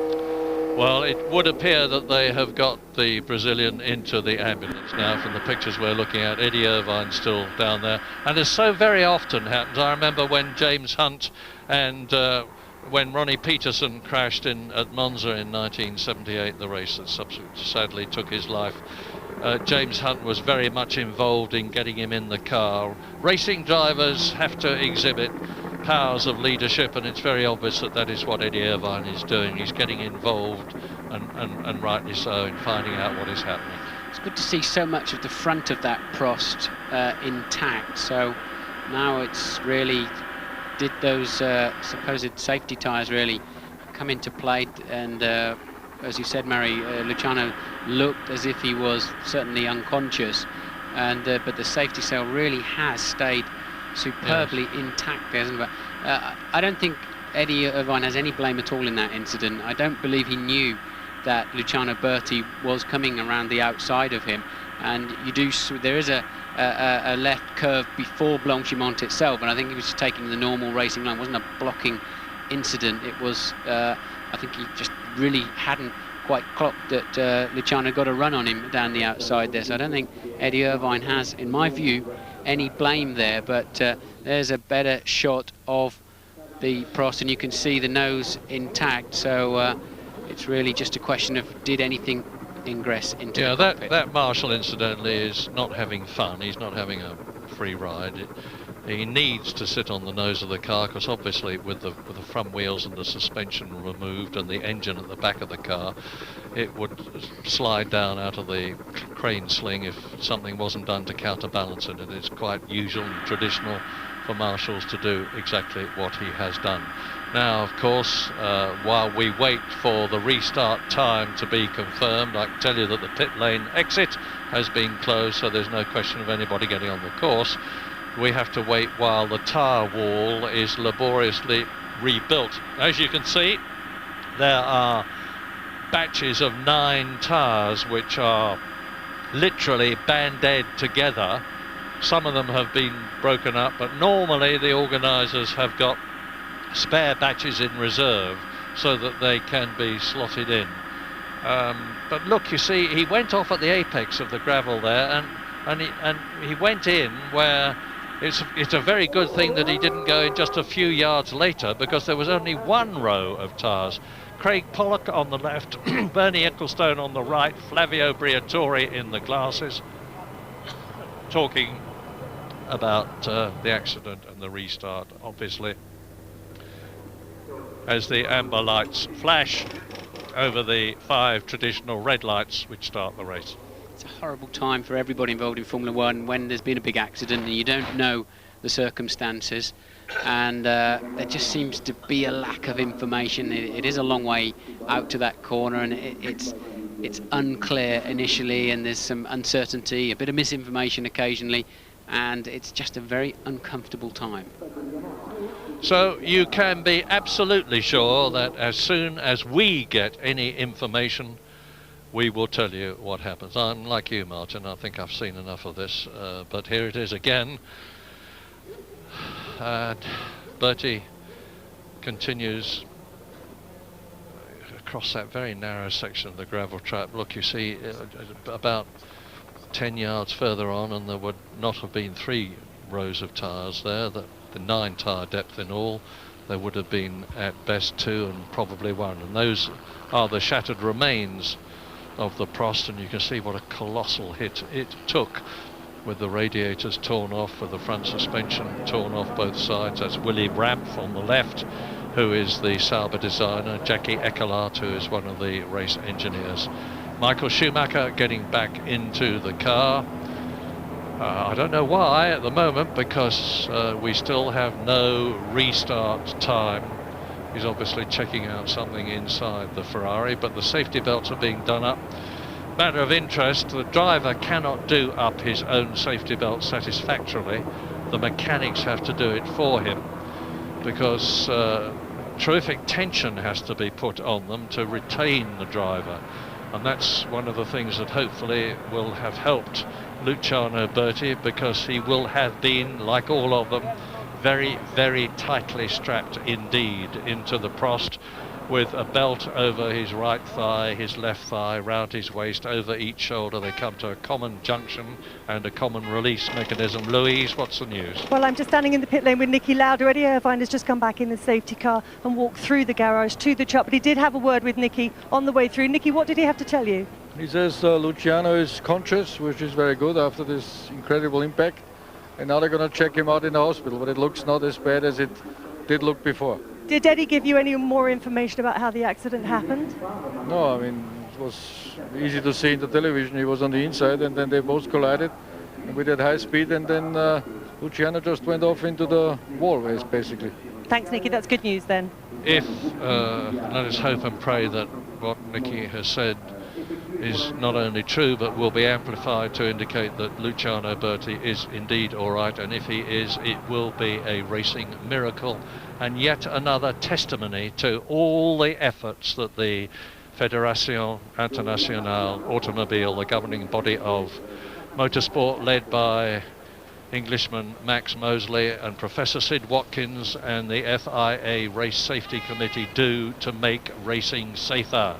You can never make it safe. Motor racing is a dangerous sport. It always has been, it always will be, but you can try to make it safer, and that is what they do all the time, by making the tubs of the cars stronger, by getting the drivers deeper down into the car. Look how little of Mika Häkkinen's head is showing above the safety collar there, which has already saved many drivers' lives. By putting them in the correct racing suits and fireproof overalls, by making sure that they are belted tightly in, that the crash helmets are of the correct design, that there are gravel traps around the circuit, that there is Armco barrier to stop them going into the crowd. All these things have been done and more since, in particular, Formula One began in 1950, and most particularly since the late and great Ayrton Senna was involved in that dreadful accident at the San Marino Grand Prix, being pursued by Michael Schumacher in the Benetton in 1994. And you did at Rubens Barrichello, and that is the ambulance that will have delivered Luciano Berti to the medical centre, which is the building with the grey roof. Magnificent facilities at every Grand Prix circuit now. Also taking a bit of a heart, I think they delivered the damaged chassis back to the Prost garage rather than to a parc fermé or neutral area, which also gives good indications as far as I'm concerned. But certainly that information through Louise and Eddie Irvine, Eddie was right there on the scene, so he's got as good a view as anybody of all of that, and also the fact that the other Prost is still on the grid gives me a little bit of heart. And me, Alain Prost, the man. What a dreadful season he has had, with all sorts of financial problems. I hope they don't think that is a rebuilt tyre wall that's satisfactory. I don't. That looks to me like a bit of a Fred Carno reassembly, and Heinz-Harald Frentzen. Now, let us hope and assume that Luciano Berti is all right, in which case we can speculate about what is going to happen on the race restart. Will they be restarting it as a new race over the originally intended 44 laps? We had done 4 laps and we're on lap 4.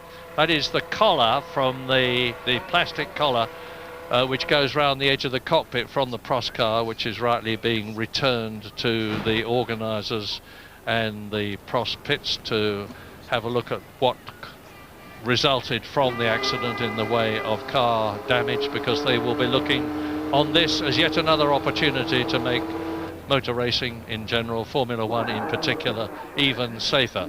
Now, I can tell you that there's going to be the race is going to be restarted. There's going to be a new formation lap, and it's going to be in just under 3 minutes' time. Bernie Ecclestone consults with, or rather talks to, Ralf Schumacher and tells him what the form is. We will be back.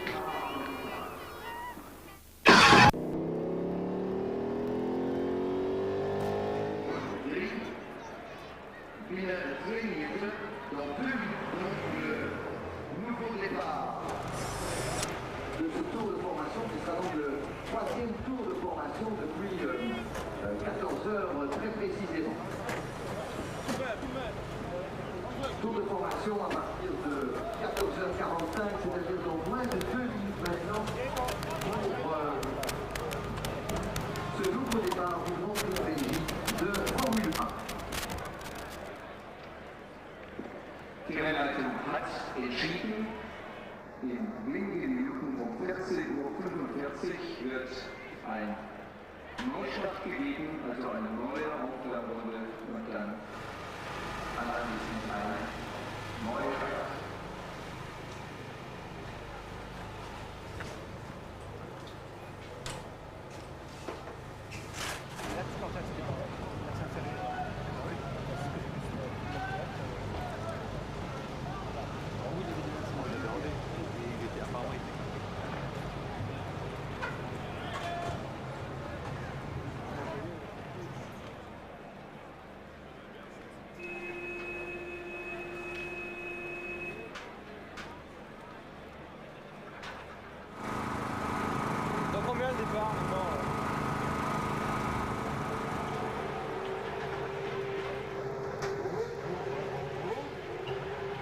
L'atmosphère est évidemment un peu lourde au moment de ce nouveau départ pour le Grand Prix de Belgique de Formule 1. Il y a maintenant 14h45 minutes. Donc, les voitures vont repartir à l'assaut d'un tour de formation. 4 tours ont été comptabilisés. Michael Schumacher devant Ralf Schumacher, Rubens Barrichello. Unbelievable, Dicky. Great. Thank you.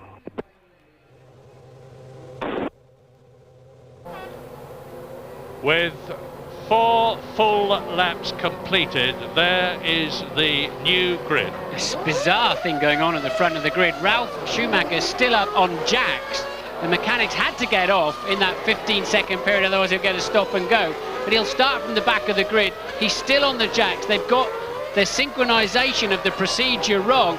And there is Ralf, absolutely, I've never seen this before, stranded on his own jacks as they were preparing to put the car back down on the ground. They had to clear the grid. They got caught out by the 15-second rule. Bizarre afternoon. Let me take you through the rules. I think this is number 158 of the sporting regulations of Formula 1, and the original race will be null and void, and the new distance will be the number of laps they had competed away from the total minus a further 3 laps. Any car can restart providing it got back to the start-finish line under its own steam, which Raikkonen did not do, so he cannot take the start. So this is a whole new Grand Prix. James Allen. Well, Martin, it just shows you how easy you can take your mind off the job. It's something they've done hundreds of times before, a start procedure. But what happened was all mechanics left the grid. Even Ralf didn't realise that he was still 6 inches up in the air. And believe it or not, Ferrari mechanics were whistling and waving at them, telling them, hey, your man's still up on the jacks, he can't start. Suddenly it dawned on everybody, this awful realisation that the Williams car was stranded. Another bad mistake by the team in just a few minutes. Martin, let me be clear about this. 4 laps had been completed, plus 3 is 7. The original race distance was 44 laps. My assumption, therefore, is that this will be a 37-lap race. Does that ring well with you? I haven't done the mathematics, but I'll read you the clause. The length of the restarted race will be 3 laps less than the original race, less the number of classified laps completed by the leader before the signal stop was given. So I believe you're right, Murray. It'll be the original distance minus 7 laps. So take it from us that whilst we check officially, because we are standing here at the box, that our assumption is that it will be 37 laps, probably less the one. Yes, I think less the one that they are doing now. 36-lap race. So unless I'm very much mistaken, it's going to be a 36-lap race as you look at Kimi Raikkonen's car there. He walked in, and I presume that he is not going to be allowed to start.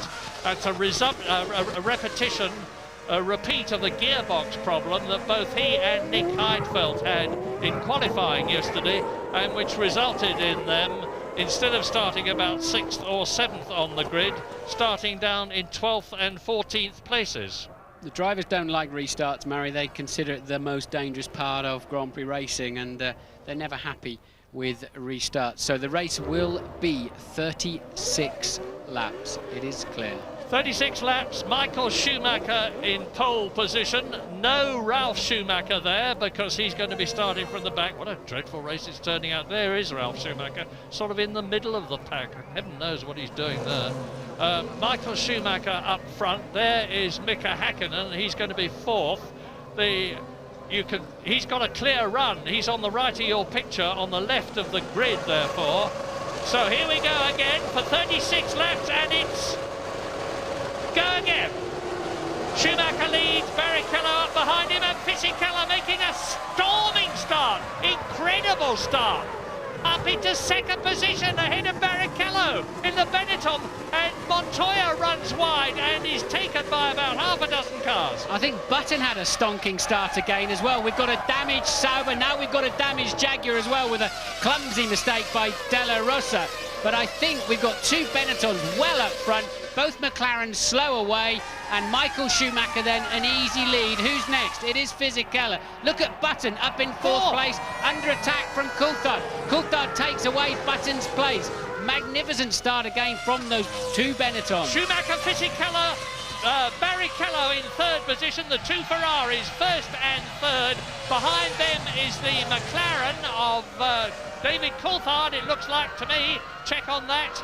As Michael Schumacher streaks away in the... But look at this, Benettons in 2nd and 5th places after the season that they have had. And that is Fisichella, pursued by Rubens Barrichello, then the McLaren, and then the 2nd McLaren. So it's David Coulthard, and touring in the Sauber of Nick Heidfeld, who started down in 12th position.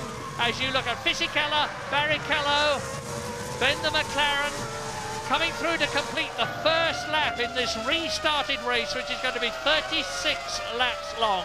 Race leader, Schumacher, Fisichella, Barrichello, up into the bus stop. Barrichello having a look at the back of the Benetton. Is he going to try and come through at the bus stop? No, but Fisichella chops him off, and into and out of the bus stop they go now. Through to complete the lap, and Button holds his position. Michael Schumacher is now on lap 6 because that is the situation. Remember, they had already done 4 laps, and the race order now: Schumacher, Barrichello, Ferrari, and our screens go blank.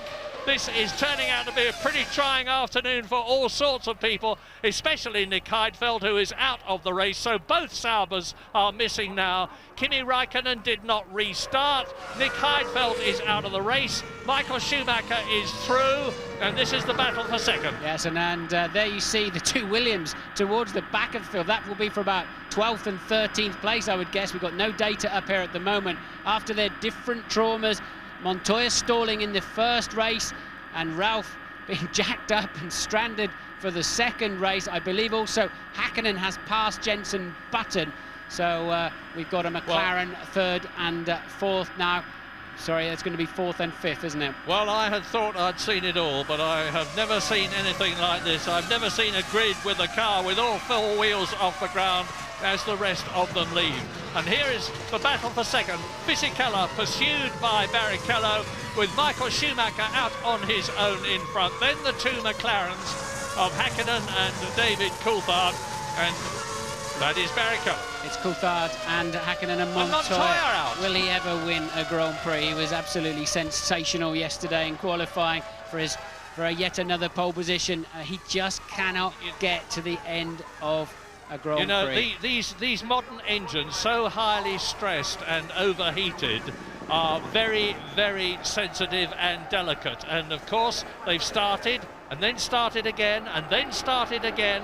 They've been sitting on the line, cooling down, then heating up again, and I suspect that's what's happened to the BMW engine in Montoya's Williams. Well, they've got an Achilles heel there as well, haven't they, on reliability. That's why they sit out the warm-ups, Murray, and keep the revs and engine mileage down as much as they can. They're clearly exposed in that area at the moment, and there's a graphic demonstration as Montoya falls out of the race. A Jaguar in the pits, that'll be De La Rosa. He clipped the front of the slowing Heidfeld at the restart. He didn't need to, he had plenty of space to get around him. So De La Rosa then in the pits. We haven't seen him leave yet, and still Barrichello can't find a way past, and looks like he's out of the race. And that says a heck of a lot for Fisichella, and even more for Benetton and Mike Gascoigne, the Benetton technical director, and all the rest of his people who've done such a sterling job, because Fisichella is staying ahead of Rubens Barrichello in second position. Fisichella on sheer merit. He's not making it difficult for Barrichello to get past by weaving, and Barrichello having a real good look now. A terrific scrap for second, third, fourth, fifth. Benetton, Ferrari, McLaren. Michael Schumacher is out on his own in this Belgian Grand Prix, which he has already won 5 times. He lost his win in 1994 in the Benetton. Here is a replay of the start. And you look at the two Benettons like they're in a different gear to everybody else. And there's going to be a bit of a calamity, I think, towards the back. I think the Jaguar of De La Rosa is going to get in the middle of a 4-way fight there. Montoya got caught up in it as well. And that is why we saw so many of them dropping back. Heidfeld's car's already damaged. And I think De La Rosa will now clip Heidfeld out of view now as he passes him later on. The old belt and braces policy, which I've operated in the past, is not working now. We rely on modern technology in the commentary box to tell us what is happening in the race. All the cars have electronic senders on them, as a result of which positions and gaps and all that sort of thing are relayed onto a television screen in front of us, which enables us to keep you in touch, and that is now completely missing. All I can tell you is that Schumacher leads, that Barrichello is having a real good look at Fisichella, corner by corner, lap by lap, to try and make it Ferrari 1-2, that the two McLarens are not actually making up any ground at all on Rubens Barrichello in front of them. And this is a circuit where you can pass. It's not like Hungary, where you can't get past anywhere. There are passing places, but you've got to be right up behind them. Well, we saw enough passes already in the first part of this afternoon's events, didn't we? But I think the timing monitors have gone away. We're on board with Frentzen, who would have started again towards the back of the field. I think they've taken the timing monitors away at the moment, Murray. They were showing the wrong number of laps remaining in this race. They'll have to square that up after the red flag situation. I'm expecting he'll be back again with us soon. We've no idea where Frentzen is. It looks like he's having a sort of a test. He's all out on his own. Having a test day out there, isn't he? Sunday afternoon run at Spa-Francorchamps, and those brown marks on the circuit, incidentally, are from the plank underneath the cars. They all have a composition plank underneath, and if it is rubbed too much and reduces the ride height of the car too much, they can be excluded, and it was for that very reason that Michael Schumacher was excluded and lost his race win in 1994 in the Benetton. So there's the good news. We've now done 4 laps of this 36-lap race, which was originally going to be 44 laps. And the leader, we don't need telling that, was Michael Schumacher. 32 laps still to go. That's a long, long way. And there's not so many cars left in this race. We're with Heinz-Harald Frentzen, trying desperately to regain the situation that he had earlier on when he was to start 4th on the grid. But as you see, there's an enormous track gap between him and whoever it is in front of him. So just to recap, the first race was stopped after an enormous accident with Luciano Berti in the Prost. And we see the arrows of Benoldi there defending heavily against the BAR, I suspect, of Panis, with Ralf Schumacher now coming up behind them. We have the timing screens back. That is a scrap for 6th position. Now here we are, we're on lap 9 out of 36. And Michael Schumacher, as our screens go blank again, is undoubtedly in there. I don't know why we're not seeing Schumacher. It's good to concentrate on this battle for second position.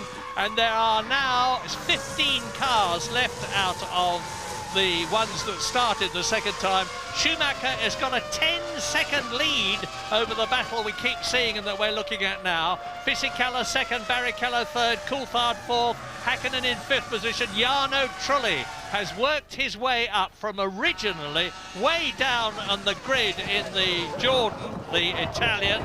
He started 16th and he's now in 6th position. He's gained 10 places. His teammate Jorna Lacey in the second Jordan is 7th. And Jenson Button in the second Benetton with his teammate Fisichella second is now 8th. And the rest of the 10 are Jacques Villeneuve and Verstappen. Yeah, Ralf Schumacher, the reason the screens were now going, he's 12th, he wasn't 6th, but where they were showing him, Murray. So Ralf Schumacher squabbling around with Panis at the back of the field and Verstappen. But I don't know what Button's problem is, but he's certainly falling back. But Trulli's on the move. Trulli's actually catching the two McLarens at the moment. That's why you can see the yellow Jordan in the background, and Lacey a little bit further behind too. So Fisichella holding his own though, Murray. Yeah, and if Michael Schumacher can stay there, and goodness, if there's one thing that the Ferrari tends to be, as well as the quickest car, is the most reliable.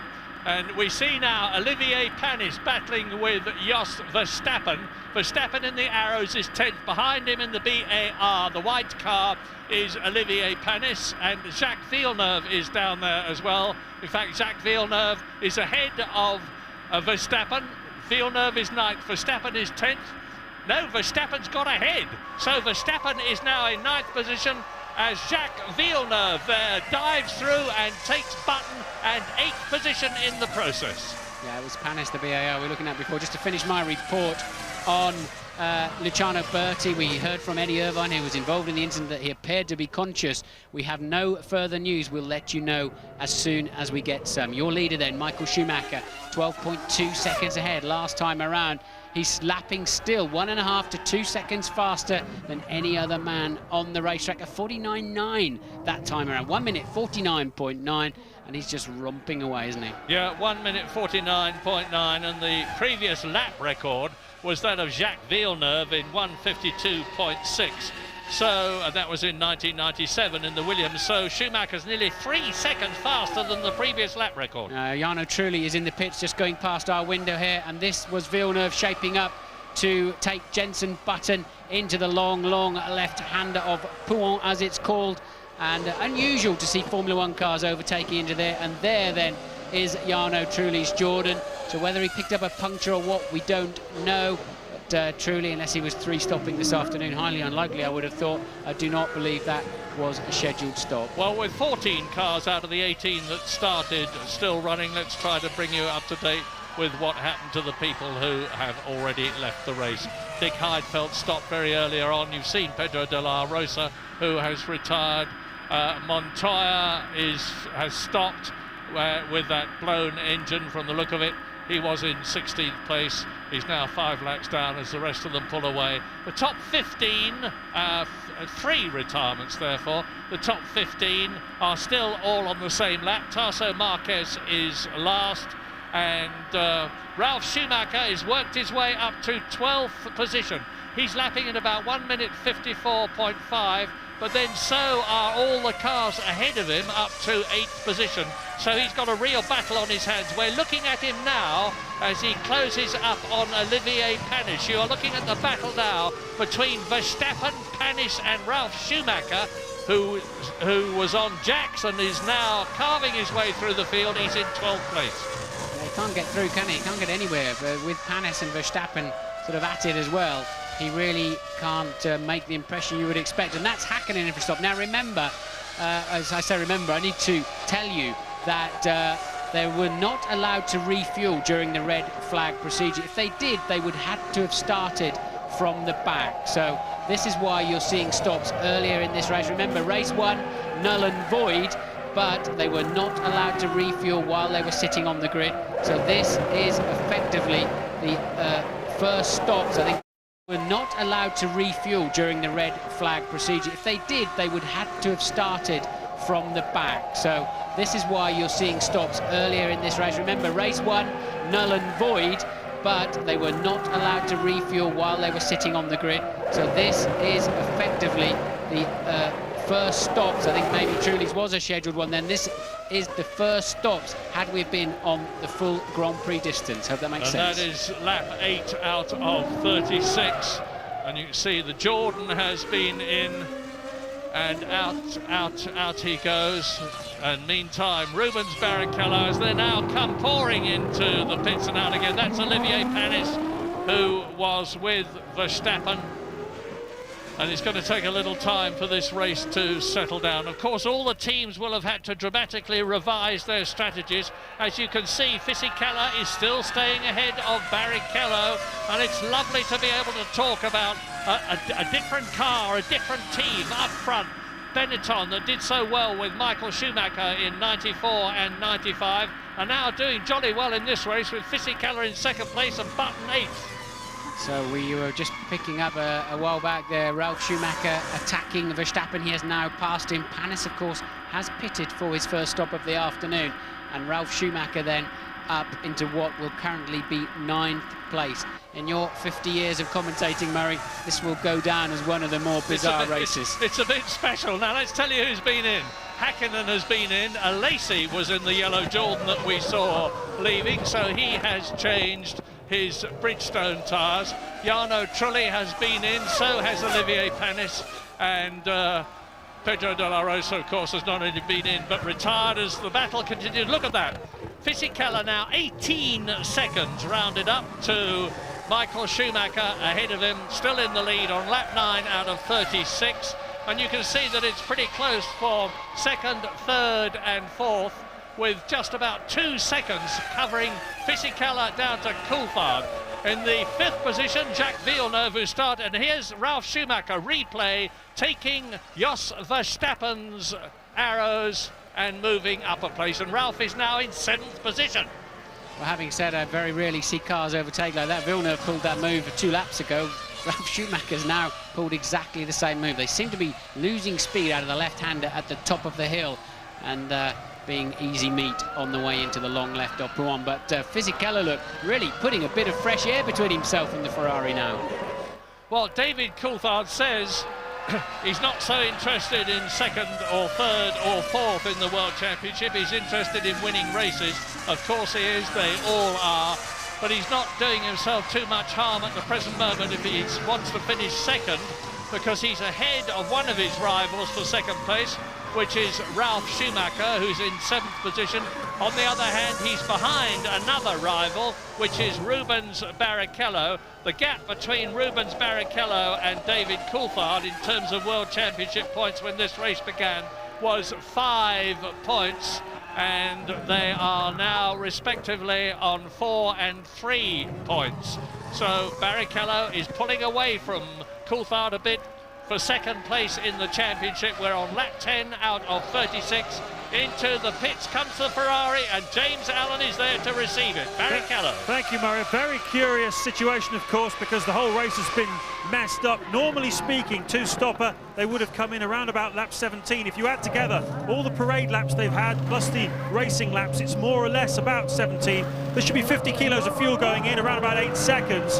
But what the people who really benefited here are the people who started out the race with a 1-stop fuel load, because they'll get into the window shortly where they can fuel the thing once and keep going, and they will really have benefited. We'll find out who they are shortly.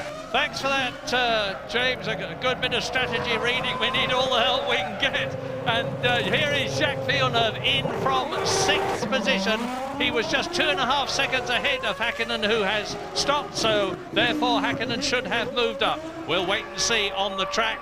And there is the Ferrari of race leader Michael Schumacher on his 10th lap, 20 seconds ahead of Fisichella.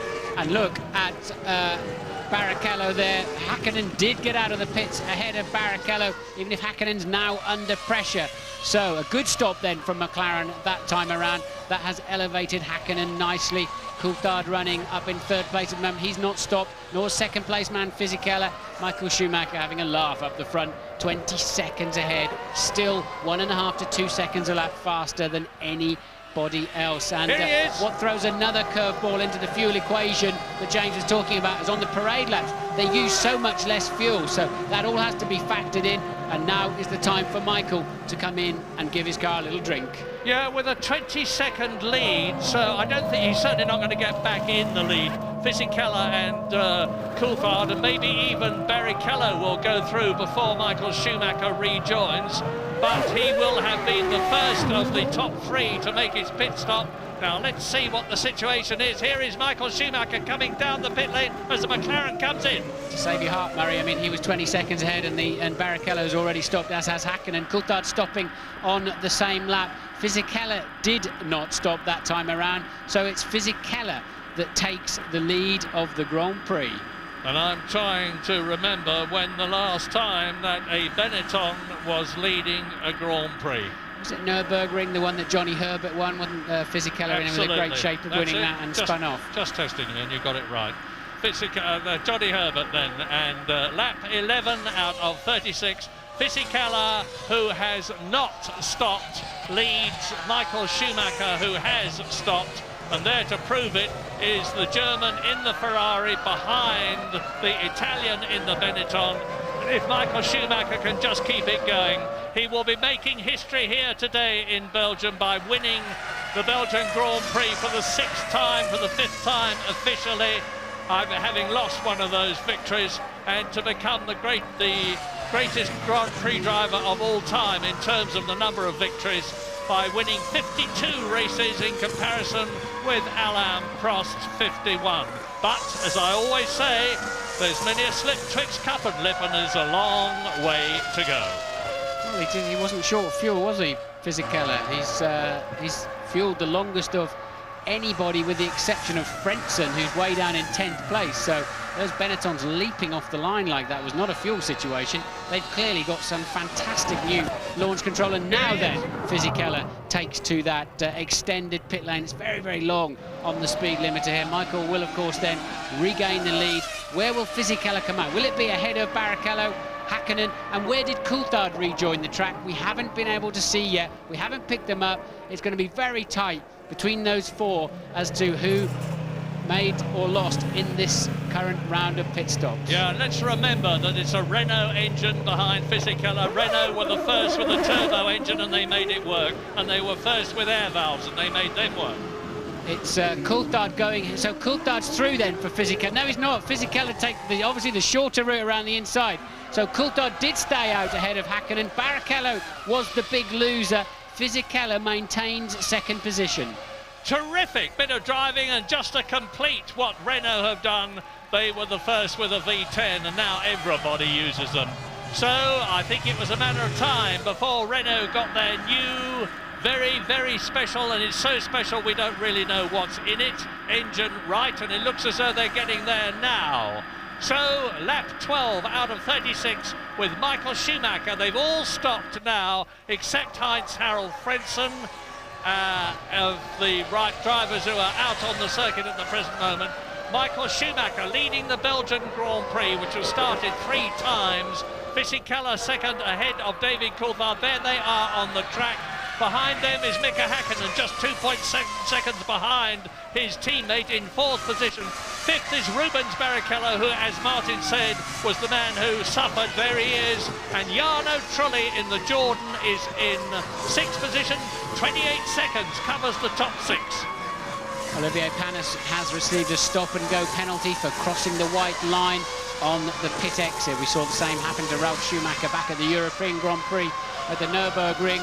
So Panis then with a stop-go penalty, but that is not bothering these front runners. And Fisichella then on the Michelin shod Benetton is definitely able to hold his own up against that company. So Michael Schumacher then leads from Fisichella, David Coulthard, Hakkinen, Barrichello, Jarno Trulli makes up the top 6.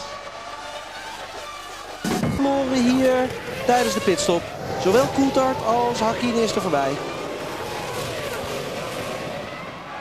Montoya met Mario Thijssen, de man van BMW. Want ja, die motor plofte gewoon. En daar gaat Thijssen over. Hoe gaat het met Ralf Schumacher? Ja, op de 11e plaats. Een beetje in de anonimiteit. In gevecht met Jensen Button, daar zit hij vlak achter. Hakim nog steeds voor Barrichello. Komt waarschijnlijk nog een pitstop aan. Later in de race voor iedereen. Dus dan zou Barrichello kunnen proberen de positie weer terug te winnen.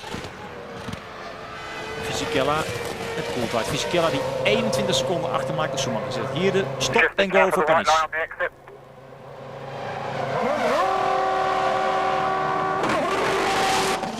Nou, Verstappen schuift een plaatsje op. Die ligt nu 12e. Dat is dan weer het goede nieuws. 15 rijders nog op de baan. Uitvallers Alonso, Ruti en Irvine, Räikkönen, Heidfeld, De Rosa en Montoya.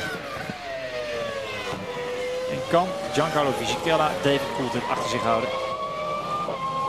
Ziet er in ieder geval heel goed uit voor Fisichella. Alles heeft te maken met dat hij een hele mooie stop heeft gehad. Toch constant ervoor blijft. En de andere mensen niet echt zien aanvallen. Ze kunnen er niet dicht genoeg bij komen.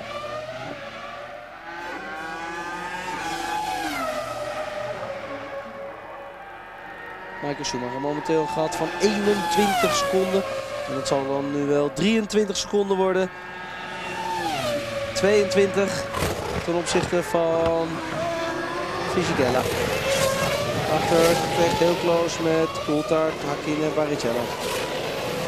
Coulthard die heel voorzichtig begint aan te haken.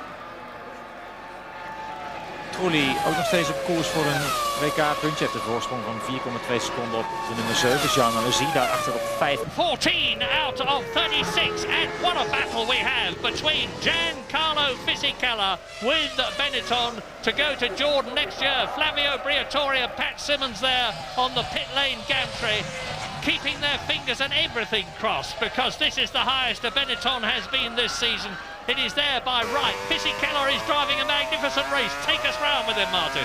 So he's down towards the Pouhon corner. You tend to turn in quite early and just let the car run all the way to that curb on the outside, and then massive forces build. But the downforce squeezes the car down into the tarmac, and no problems at all. Fania then. You must keep on the right-hand side, otherwise you don't have enough space to take the left-hander. Rumble strip on the right you can use. And this is a tricky little corner, the first part of Stavolo, but doesn't his car appear to be working well? Fisichella then through the main part of Stavolo, and superb, really not having to lift at all. That's why he's able to stay ahead. And this is the kind of speed that Luciano Berti went off at, and unfortunately we cut away. I think you'd have had a bird's eye view of the energy involved. We've just missed that point now. Into the bus stop then for Fisichella. Clump those curbs. The cone stop, you're taking too much of it. The exit is easy now. You can hear the car bouncing on the sawtooth curbs.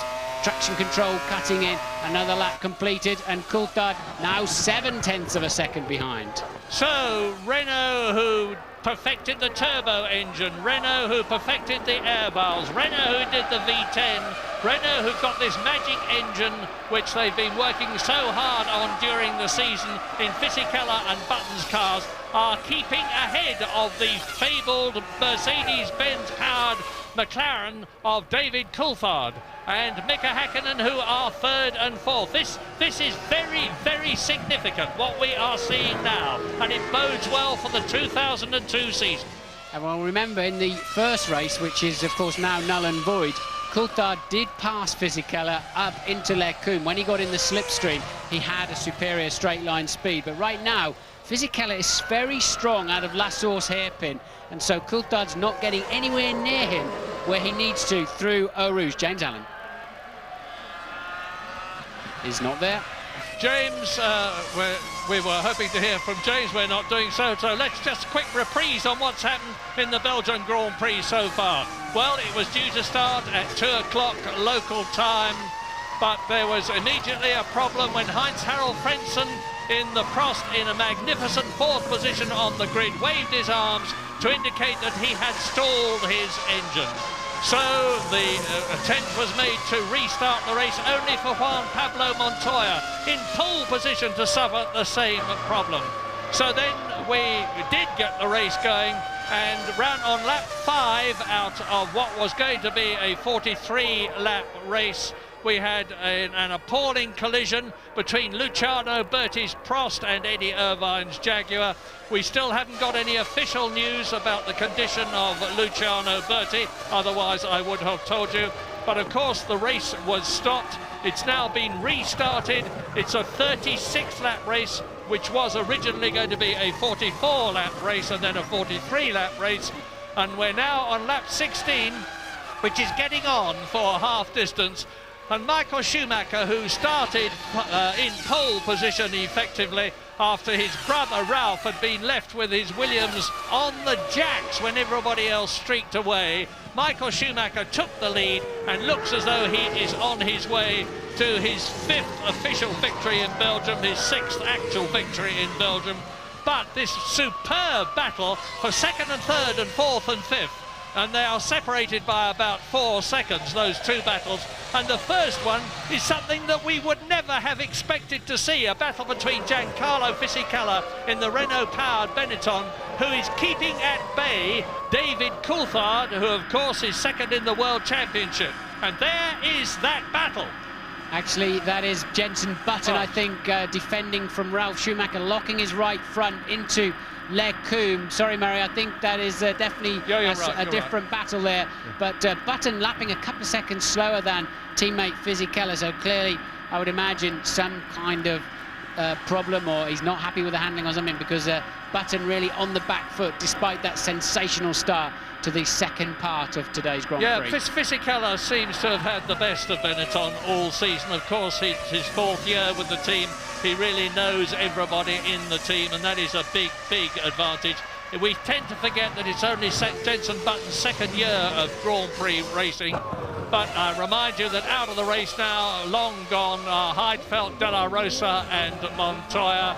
Tasso Marquez, who is 15th out of the 15 people who are still running from the 22 who originally were to start, is 1 lap adrift. The top 14 are all on the same lap, and you're watching now the Minardi being lapped. We're on lap 17 now, and David Coulthard try as he may, and there's no question of Fisichella having to come in and make a pit stop and therefore running light on fuel, because he has already done that. He's in. The McLaren and the Benetton are racing on even terms, and so are the McLaren there of Mika Häkkinen and the Ferrari of Rubens Barrichello, who are 4th and 5th. Just to remind you that Eddie Irvine, of course, retired in the first part of the Grand Prix, therefore not able to restart, as did Raikkonen and, of course, Luciano Berti. Yeah, and David Coulthard is consolidating his 2nd place in the Drivers' Championship at the present moment, because he is ahead of both his rivals. He's in 3rd place, Rubens Barrichello is in 5th place, and Ralf Schumacher is down in 10th place, not even in the points. An awful Belgian Grand Prix for Williams and BMW so far, after having done so brilliantly yesterday in reading the qualifying weather conditions so right and getting Montoya and Ralf Schumacher out on dry weather tyres as the circuit dried out literally with seconds to go, as a result of which they took pole and 2nd positions on the grid, with Montoya fastest, Ralf Schumacher 2nd. Out of the race is Montoya with a blown engine, and Ralf Schumacher, who could have been right up at the front, is down in 10th place as a result of the shambles, with him being left on the jacks when everybody got away. Häkkinen managing to ease away a little bit then from 5th place man Barrichello, and there's Barrichello without a wing. I think he's probably been across the grass at the bus stop. That is why he's falling back, and that's 4 1/3 miles he's got to go before he can drop into the pits for a 15-second nose change. So Barrichello having a disastrous afternoon. Good news for Coulthard, 2nd in the World Championship. Barrichello struggling, and Ralf Schumacher back in 10th place, so he will have such a terrible understeer. He'll lose a good 10 to 15 seconds. Look for the yellow Jordan in the background, because that's Jarno Trulli. He's in 6th position. He's bound to get past Rubens Barrichello without the downforce on the Ferrari. There is the new nose and wing waiting to go on. But meantime, Barrichello is having to feel his way round the circuit with massively reduced downforce and therefore grip on the steering wheels at the front. Jarno Trulli is gaining on him hand over fist. He was 6th seconds behind him. Jarno Trulli is going to take 5th position and 2 World Championship points, and his teammate Jean Alesi, who is currently 7th, there is Trulli. Trulli has caught Rubens Barrichello, who's still running 5th, and through goes Trulli. Up into 5th place, 2 World Championship points. Now, where is Jean Alesi? There he is! Jean Alesi is going to move up into the points. Jordan really need this, because they are down in 6th position in the World Championship. And there is Alesi. Barrichello can't stop, of course, can't slow down. He's got no downforce on his front tyres. It's all at the back of the car, no grip at all. So that's why he's struggling, under braking everywhere. And Alesi getting a good run off at him through Stavolo. And Rubens will have to be very careful in Blanchemont, otherwise he'll just drive straight off the road, and he knows it only too well. Luckily, the front wing will already have been preset for whatever they started this race with in terms of setup. He goes straight on into the pit lane. Barrichello then falling back. That was already Villeneuve about to take him. James Allen is there. Tremendously dramatic afternoon here at Spa once again, as Rubens comes in without a front nose. I can tell you there's been other drama as well. Michael Schumacher, how many times has he been lucky run off the course? He did it on the last lap at Stavolo and just missed the barrier. Apparently Ferrari believe there is no damage to Michael's car. Clearly there is to Rubens's car as the new nose goes on and fuel goes in as well, and Rubens is back out in the race. James, I must take it. Jenson Button out of the race. You can see he's gone into the wall in the Benetton and has removed his left front wheel. He was in 10th position. He's out of the race. And here is a replay of what is happening, or what happened, as Ralf Schumacher in the Williams in the background waits to go through. And the wing comes off before Schumacher went through, so it was not a coming together. Jenson Button must have dislodged the wing as he went over the rumble strip. Yeah, he took the front wing off on the left-hand curb, took too much curb on the way in, and then with the resultant understeer and the wing tucking itself underneath the front tyre, you're going to go straight to the scene of the accident with the wall so close to the racetrack. So we'll probably see that again. And now this is... That is interestingly, Barrichello losing his front wing in exactly the same way. Now, all this is great news for Jordan as you watch Ralf Schumacher continuing to claw his way through the field. He is in 9th position at the present moment. Barrichello there is back in the race. But all this is great news for Jordan, who are aspiring to 4th place in the Constructors' Championship. Sauber, who are currently in 4th place, have already lost Nick Heidfeld. Kimi Räikkönen didn't start the race. They'll score no points. And both the Jordans of Jarno Trulli and Jean Alesi are in the points at 4th and 5th places, ahead of both the BARs. So Jordan are going to move up if they keep going. Truly, for a scheduled stop, he was the first of the first stoppers, so it's not a surprise to see him in. And so Jarno Trulli then was in 5th position as he came into the pits.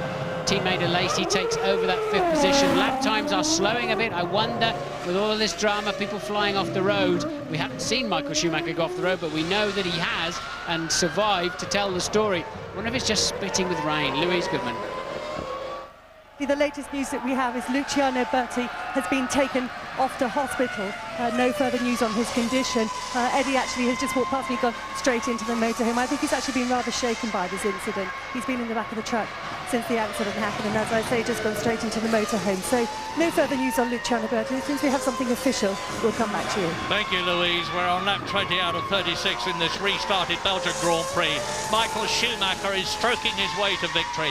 27 seconds ahead of a battle between Giancarlo Fisichella's Benetton, which you are looking at now, the blue car, still pursued by David Coulthard in the McLaren Mercedes, who can do nothing about the Benetton Renault. The gap that separates them is 0.6 of a second. Mika Häkkinen is 4th, Alesi is 5th. Trulli is in 6th position, so both the Jordans are in the points, ahead of their Constructors' Championship rivals, BAR and Sauber. 7th is Villeneuve, 8th is Ralf Schumacher, 9th is Barrichello, and 10th is Verstappen. 3 other runners still left. 11th, Frentzen, 12th, Panis, 13th, Bernaldi. Replay, I think it's just going to be Coulthard getting a little bit sideways in the Fagnes chicanes where he crashed on Friday quite heavily, back end of his car, quite loose through there. But I hope that all of the teams have radioed their drivers, certainly with Ferrari and Benetton in particular, radioed their drivers to say, give the curb on the way into the bus stop plenty of respect. Otherwise, we're going to see more people lose their front wing in that particular corner. Why, Martin? It hasn't happened in the past. Low, right, high tyre curbs. And what's happened is that they've knocked the cones over in there, so they're taking a tighter line. Louise Goodman. Yeah, with Juan Pablo Montoya. Juan Pablo, it's been a bit of a dramatic day for you one way or another. Yeah, I think, it's a very difficult day for all of us, especially after Luciano's crash. And apart from that, another tough day in the office. I think we've been quite lucky. But, it was pretty interesting, pass some cars and play around with it. It was pretty interesting. Thanks for talking. Well, one way and another, he's had terrible luck this season. It's the 14th race of the year. It's the 10th time he's retired. He could have won at least 2 races. Don't forget he was taken out of the Brazilian Grand Prix when he was in the lead, when he passed Jos Verstappen's arrows and it moved across and removed Montoya. He could have won at least one other race. He started from pole position. This man's day will come, but it's obviously not here. Eddie Jordan talking to either a Lacey or Trulli, and we're on lap 22 with 14 of this very, very eventful Belgian Grand Prix on the finest Grand Prix circuit in the world. And more news from Louise. Yes, and I'm pleased to say it's good news, Mario. Got the official word on Luciano Berti's condition. He has concussion, but he has no broken bones, and his condition is described as stable. As we already know, he's been taken off to hospital in Liège, but good news there about Luciano. Good news is a masterpiece of understatement. Louise, I am absolutely amazed. That was a big accident, and I cannot start to tell you how relieved I am to hear that wonderful news. As now into the pit lane comes Jacques Villeneuve from 5th position. This is his 2nd stop, 15 laps still to go. And as usual, this concentrated action from the mechanics. Two of them clear out the side pods to make sure there's no debris in front of the radiators.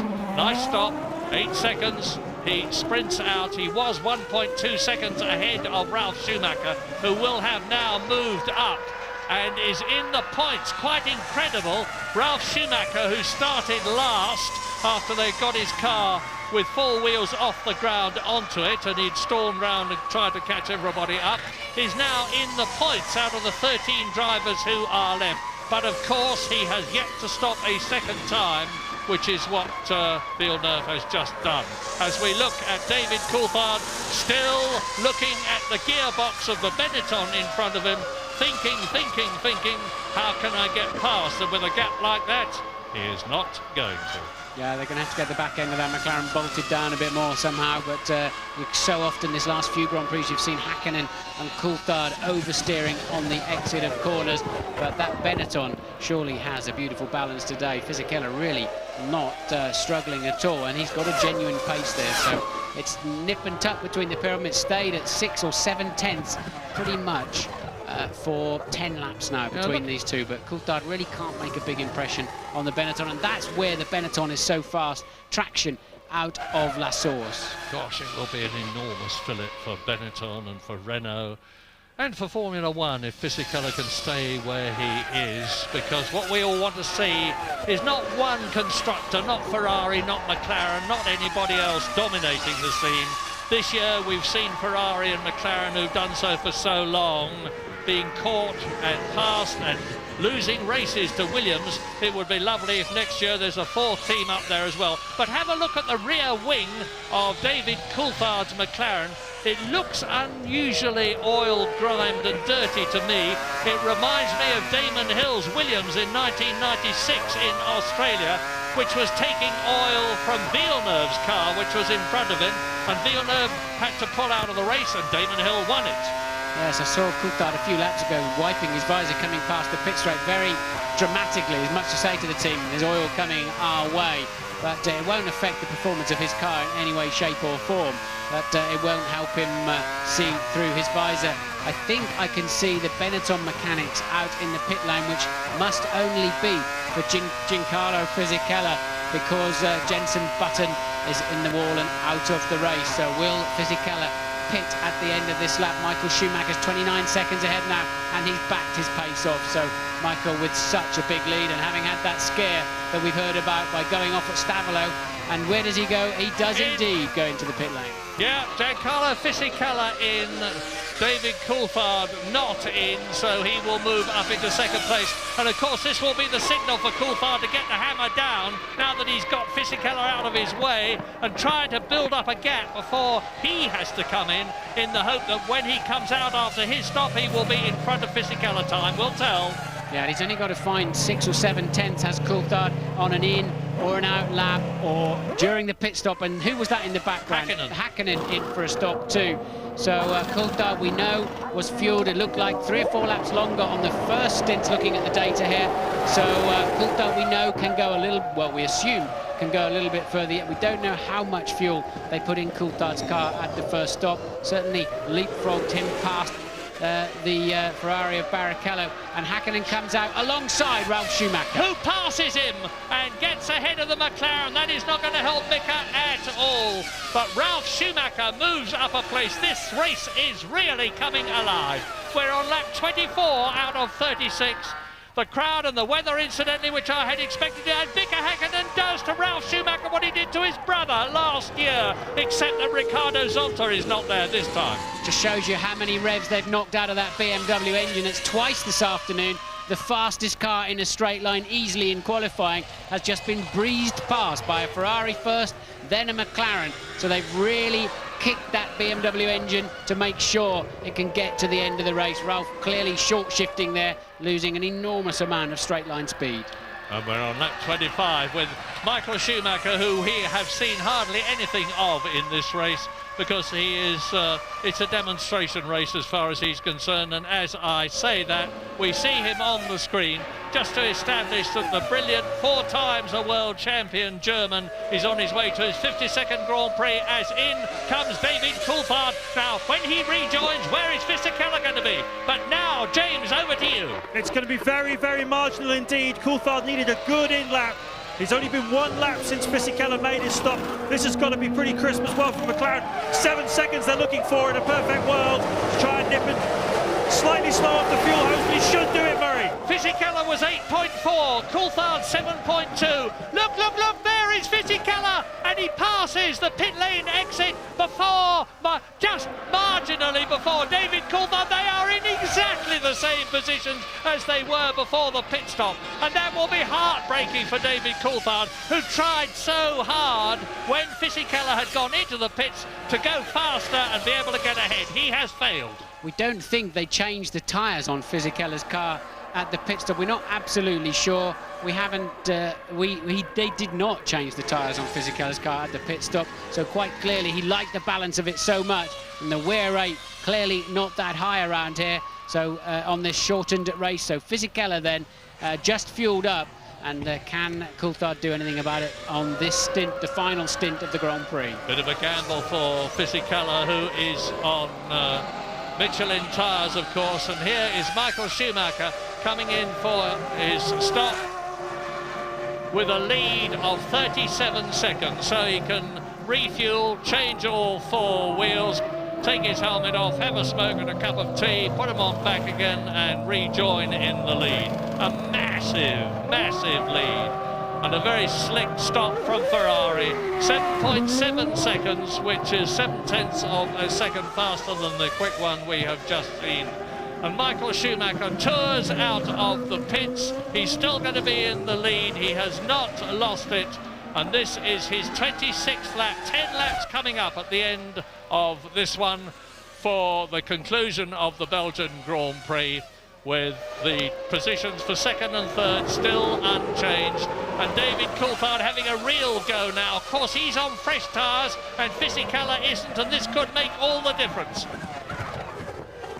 David having a bit of a fake look down the inside there. Now let's see if Fisichella's still got a traction advantage. Of course, he's always going to be, he has indeed, hasn't he? But he's always going to be on the throttle one car length earlier. But the Benetton Renault definitely clawing its way out of the slow corners in a very effective manner, not dissimilar to the way they both left the start line on both the starts this afternoon. But this is where Coulthard passed him in the first race, and he's not close enough this time around, but that's where it's going to happen if it happens. And that's where Häkkinen passed Schumacher last year with that incredible passing manoeuvre when Schumacher went to the left of Ricardo Zonta and Häkkinen went to the right, and Mika Häkkinen came out in front and won the race. First and second were Häkkinen and Michael Schumacher, who's got this quite incredible record here in Belgium. Second last year, first in 92, first in 94, only to be excluded.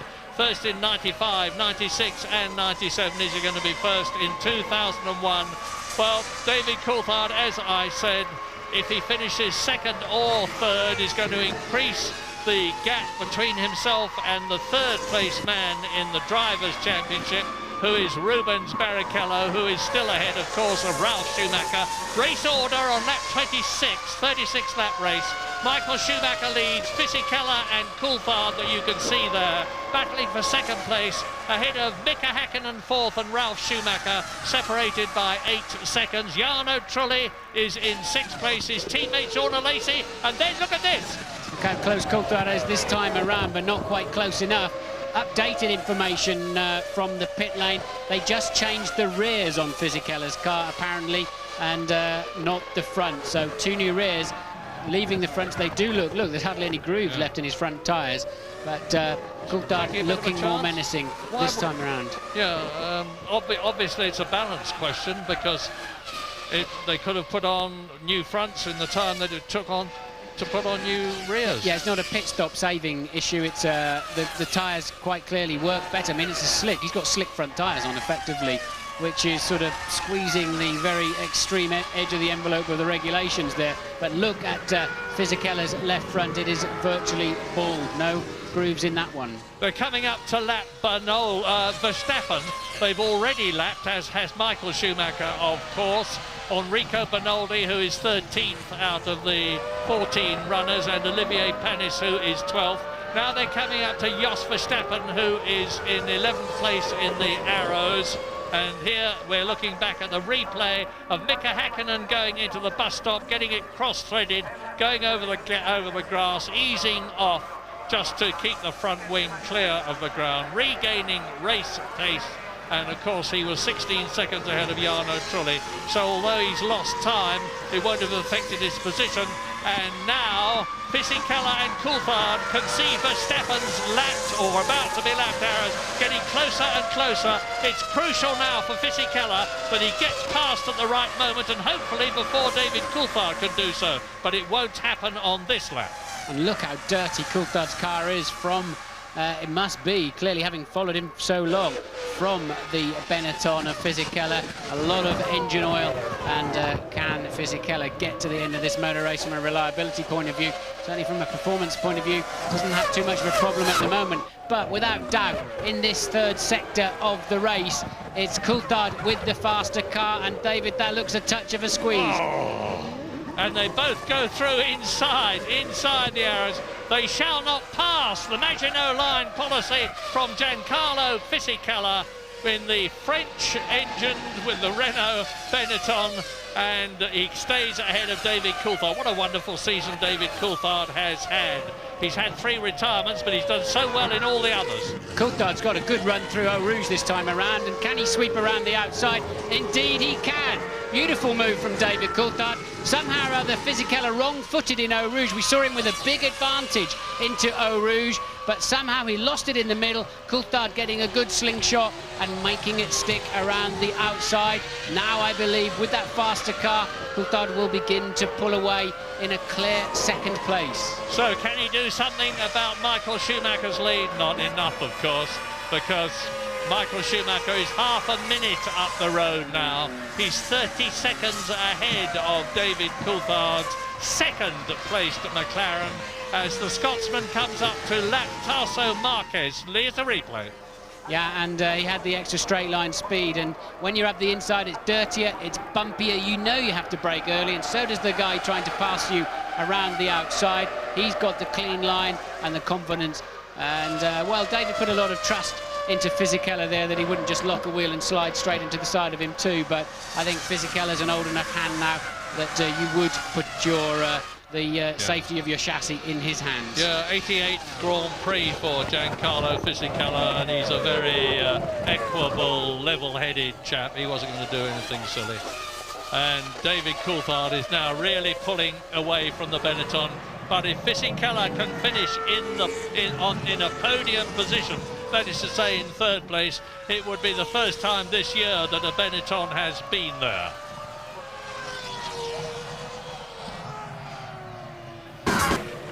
Stuurt in en heeft hem. Had ook een klap betere banden natuurlijk dan Giancarlo Fisichella. Die deed 2 stops met zijn banden en Coulthard had vers rubber. Eventjes richting Michael Schumacher. De koploper in de race. Hakkinen momenteel toch een goede 3 seconden, 2 seconden sneller dan Giancarlo Fisichella. Dat zou betekenen dat hij in 4 ronden op de staart zou zitten van Giancarlo Fisichella. Het zal niet waar zijn dat we die niet op het podium zien. Rondetijd van Fisichella 1:55.0 en van Hakkinen 52:8. Ik moest Barrichello aast ook nog op een puntje, maar dan moet hij wel voorbij de geslepen Jean Alesi. Hier Ralf Schumacher is de weg met Villeneuve. En hij is er voorbij. 8e positie nu voor Ralf Schumacher. Villeneuve valt terug naar de 9e plek. Alesi, die daar niet ver voor zit, is dat ene puntje waar iedereen voor gaat. Trulli daar weer voor op de 5e plaats. En hier het gevecht tussen de Fransman en de Braziliaan. Jean Alesi ontslagen, min of meer kan je zeggen, door Alain Prost. Officieel gingen ze in goed overleg uit elkaar, maar hij had wat onaardige dingen over zijn team gezegd. Jean Alesi forceerde een breuk omdat hij wist dat er een stoeltje vrij zou komen bij Jordan. Hij hoopt daar nog eens een Grand Prix te winnen op een mooie dag. Zo'n dag had het vandaag kunnen zijn, maar het niet. Het is toch te ver naar achteren stonden op de grid. Maar het ene puntje zou toch wel heel mooi zijn voor Jean Alesi. Barrichello wil het ook wel graag hebben. En wat te denken van de heer Ralf Schumacher die daar weer vlak achter zit. Die net voorbij Villeneuve ging. Momenteel rustig aan het rijden is Michael Schumacher. Geeft een goede 1,5 seconde prijs aan David Coulthard. Maar weet natuurlijk dat nog maar 7 ronden gaan is. Terwijl we hier het gevecht zien van Barrichello en Jean Alesi. Met volgens mij daarachter alweer Ralf Schumacher. Ja. En dat is Villeneuve. De cameramensen kruipen zelfs in de curbstones. 36 lap race in Belgium, and look at this battle for 6th position, the vital World Championship point. Jean Alesi, the French-Sicilian veteran in the Jordan, is staving off Barrichello. Behind Barrichello, trying to take him now as they come up to Lake Combe, is Ralf Schumacher, who started last and has fought his way up to 7th. Can he make it 6th? Can he make it 5th? I suspect Ralf Schumacher's been told to rev the engine harder now. He's not going to score any points anyway if he blows up, and he's not going to score points unless he passes at least one of those cars in front of him. So suddenly Ralf Schumacher with more straight line speed now, and Jean Alesi grimly hanging on to try to score an important World Championship point for the Jordan team. His teammate Jarno Trulli 3.7 seconds up the road in 5th place. So Michael Schumacher 30 seconds ahead of Coulthard, who's pulled away 4 seconds from Fisichella. Hakkinen trailing 8 seconds further down from Fisichella. Trulli, Alesi, and this squabble you're looking at now. Yeah, there's no battle for first, second or third places with 6 laps to go, including the one they are on. And I don't think Mika Hakkinen can catch Fisichella, but my goodness, there's going to be a battle for 5th, 6th and 7th. Because Jarno Trulli in 5th position in the Jordan. Oh no, he's well clear of Jean Alesi. I say there's going to be a colossal scrap. There is a colossal scrap. You're looking at it for the last World Championship point for 6th place. And if Jean Alesi can get it in only his 2nd drive for Jordan, having scored twice already for the Prost team previously, he will be elated. he's famous for taking off his helmet and throwing it into the crowd. Helmets don't cost all that much, but they're full of extremely expensive radio equipment, and I don't think Jordan would have been expecting him to be in a position to do it. Let's hope for their sake that he changes his mind this time if he finishes in the points. If he does, it will be a magnificent achievement. He's the most experienced Grand Prix driver of them all this year. It is his 198th Grand Prix, and John Alesi at Les Combes on lap 31 out of 36 leads Barrichello, who is 7th, leads Ralf Schumacher, who is 8th, and behind them is Jacques Villeneuve in the BAR. Well, they've all stopped twice, as anticipated. Alesi had a relatively travel-free run. Of course, Barrichello had to stop for a new nose. Ralf Schumacher started at the back of the restarted race after being left stranded on the jacks. The mechanics not quite getting the car down in time and having to get off the grid. So Jean Alesi then grimly trying to hang on still as he heads towards the final chicane. He appears to have enough speed, given that Barrichello is in his dirty air, and you just see truly was moving out of the foreground of your screen as they came into this chicane. Yeah, and it appears to me that Jacques Villeneuve has pulled the bung out. It looks to me visually as though he's closing marginally on Ralf Schumacher in 8th place ahead of him to make it hopefully a 4-car train battle for that 6th position. Michael Schumacher, race leader, as he has led all the way. Once again, the luck has been with him, because when he started this race, Juan Pablo Montoya, the pole position holder in the Williams, had to go to the back, and his brother Ralph was still up on the jack. So good fortune has once again come Michael Schumacher's way, but as ever he has exploited it superbly. His lead has dropped to 26 seconds, but that is a colossal advantage with only 4 laps to go at the end of this one. And David Coulthard therefore is closing up on him. In fact, on the previous lap he was about 2.5 seconds faster, but I'm sure that's because Michael Schumacher, experienced as he is pacing himself. Barrichello in a very good position there. Jean Alesi necessarily having to defend his line, and well, I really thought Jean would just spear forwards there and be the last of the late breakers. Didn't do so.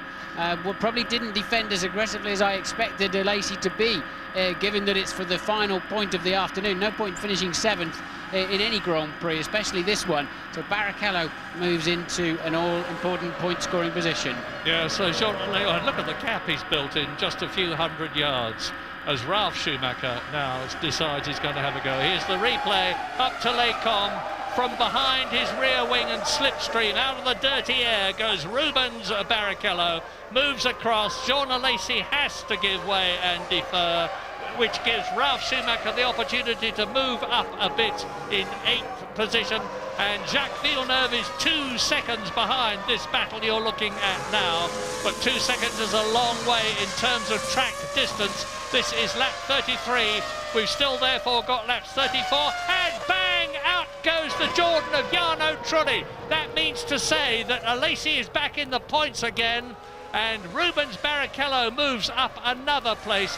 Another heartbreaking end of race situation for Eddie Jordan's team. Yeah, poor old Eddie Jordan, poor the Jordan team. They don't deserve that. They really don't. They've just had Alesi moved out of a point scoring position just as Trulli blows up. They were on for 3 points, and all of a sudden they're on, well, of course Alesi moves back a point, back into 6th now with the demise of his teammate. So suddenly they're down to just 1 point, and Alesi under severe pressure from Ralf Schumacher as well. So maybe still Jordan could go home without any World Championship points, and that is not what they deserve. No, they need this 1 point from Jean Alesi to have the same number as BAR, their Honda-engined rivals in the Constructors' Championship, which have put them in 5th place. And yet again, poor Jarno Trulli is out of the race. That's the 6th time he's retired this year, and you can see banging his head on his arms in sheer frustration as Michael Schumacher exits the bus stop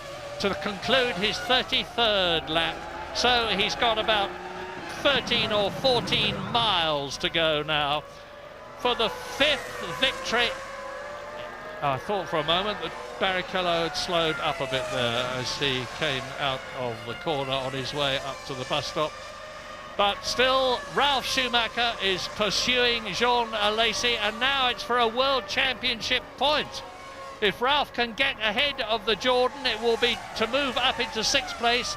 And as Martin has pointed out, he might as well go for broke. If he blows the BMW engine up, he's lost nothing. If it stays together, unlike that of his teammate Pablo Montoya, he will get a World Championship point.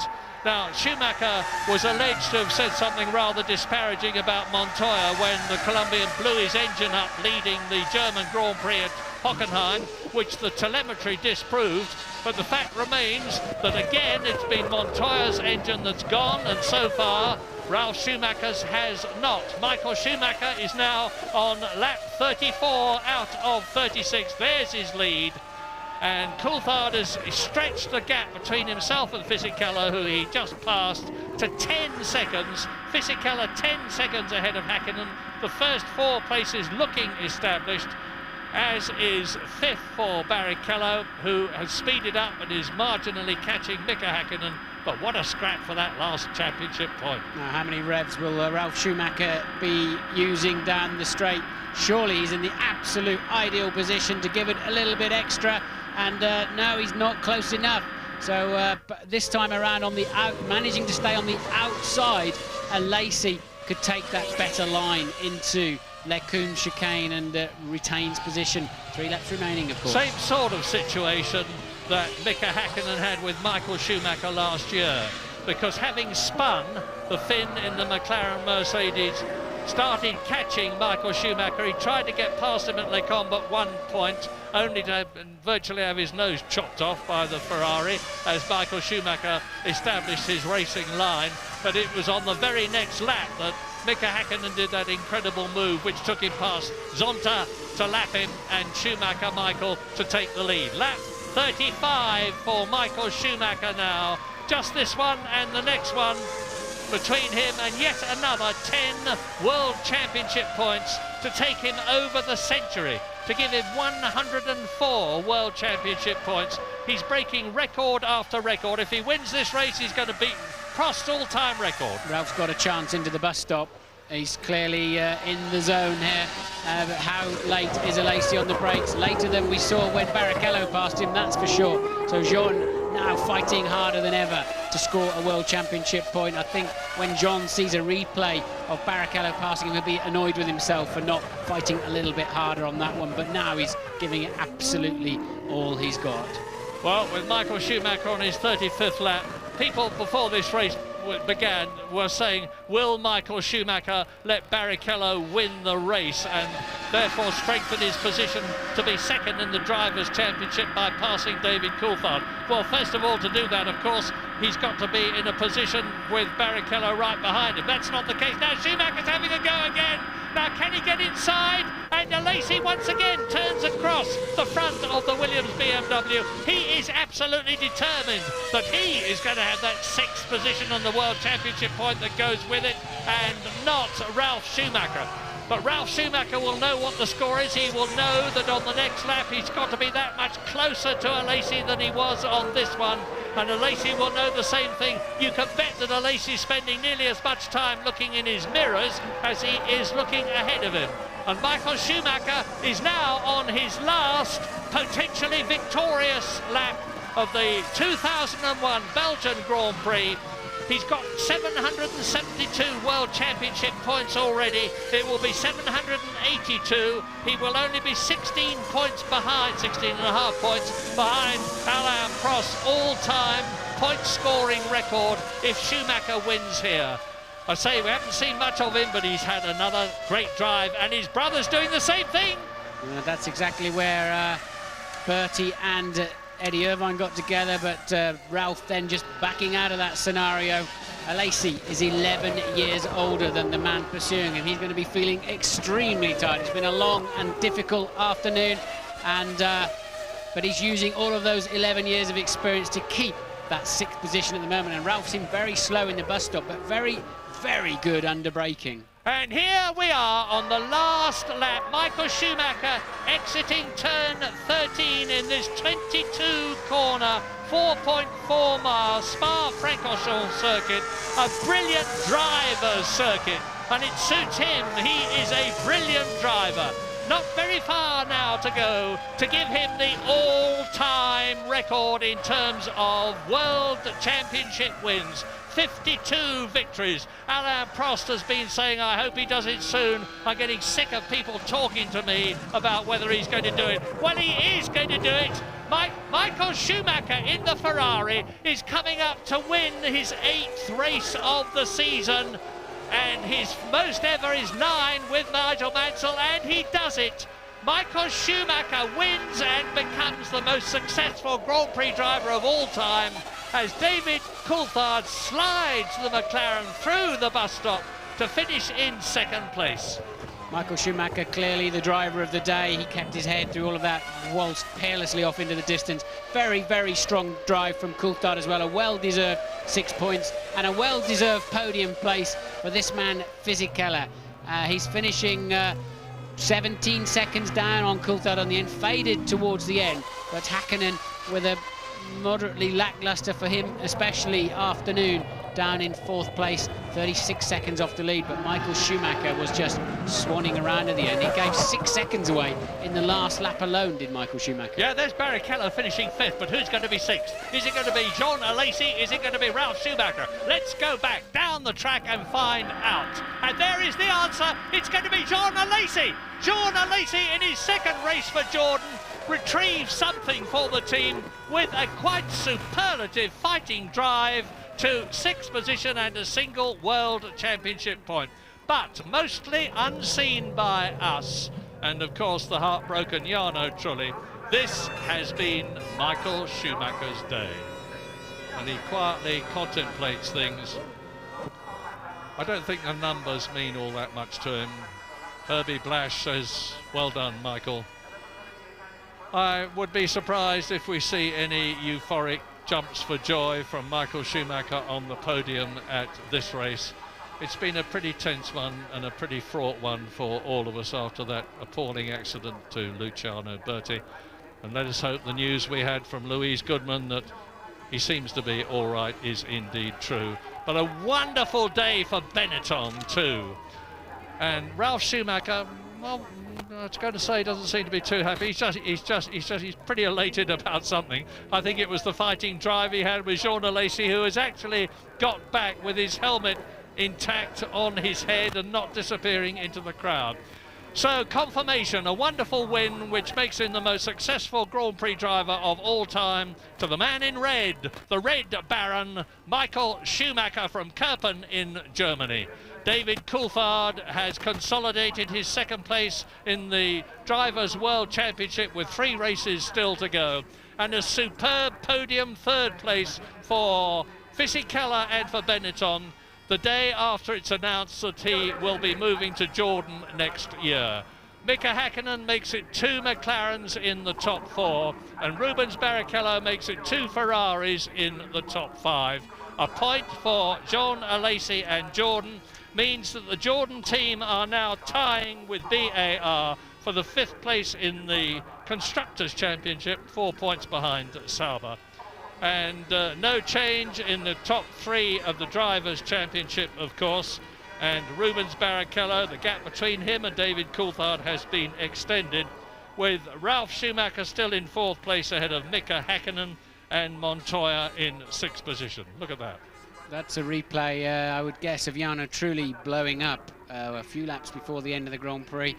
Michael Schumacher, clear visor today, dull day overhead, but no problems at all. I have to say, Martin, that Honda have not got it right this year against Mercedes-Benz, against Ferrari, against BMW, but more of that later perhaps as the victorious trio mount the steps to the podium where shortly we will be seeing them. Another race victory for Bridgestone tyres, another 2nd place for them, a fine 3rd for Michelin with Giancarlo Fisichella.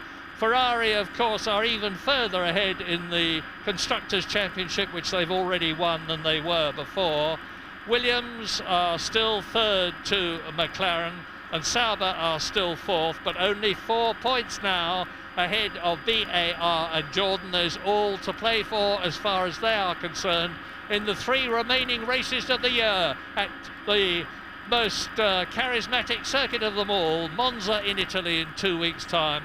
Then the newest of the lot at Indianapolis 2 weeks after that, and the fabulous Suzuka circuit in Japan in the middle of October. But you're looking now at the man we saw very little of in the race because he was so far ahead. Difficult for him to maintain concentration? Well, it would appear so. We hear from the pits that he did go off the track. We didn't see it on our pictures, that's for sure, but at that point Michael was still pushing like crazy, building his lead more and more, and since that incident he's really backed off and cruised home, but ended up just 10 seconds clear of David Coulthard in the end. 8 wins for Michael this season. The most any driver has ever had in one season is 9, and that was Nigel Mansell, who's here incidentally in his victorious year for the World Championship in 1992, and Michael Schumacher himself when he was with the Benetton team. There's 3 races left, and if Michael wins 2 of them, it looks as though there's little to stop him. He will add yet another record to his incredible record. Michael, we saw in that slow-mo replay, still with his rip-off on his visor. He didn't follow anything all day, did he really? Blitzed past a few back markers, but absolutely clear car and helmet and visor for the winner Schumacher.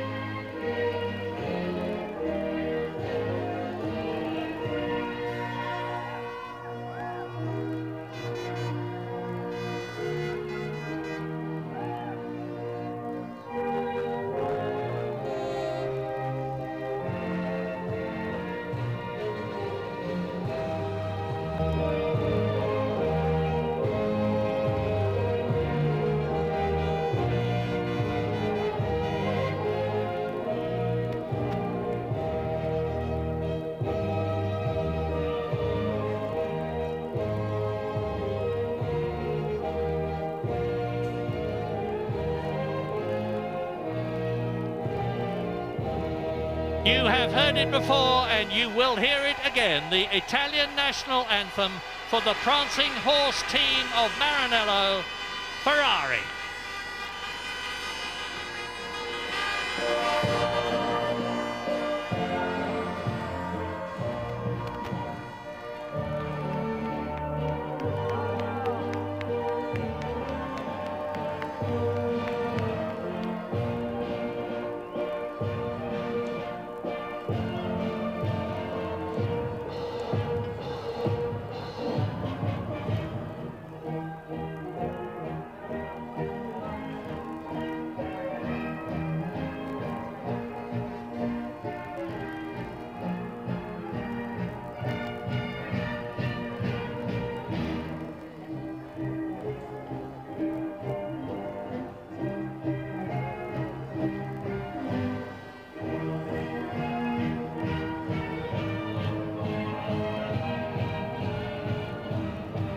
Believe it or not, there have been protests from politically correct killjoys about Michael Schumacher conducting the national anthem in front of the Ferrari joyous team.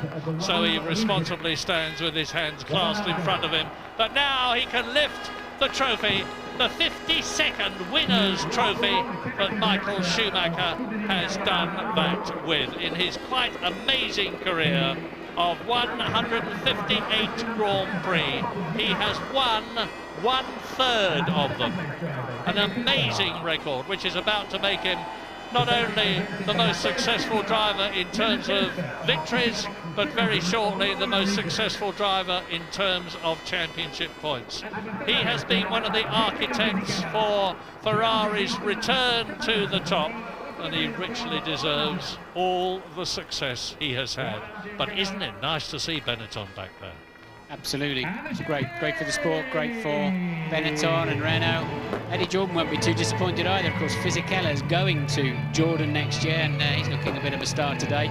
No doubt about that. But the champagne is flowing, and I think that's probably extra good news too.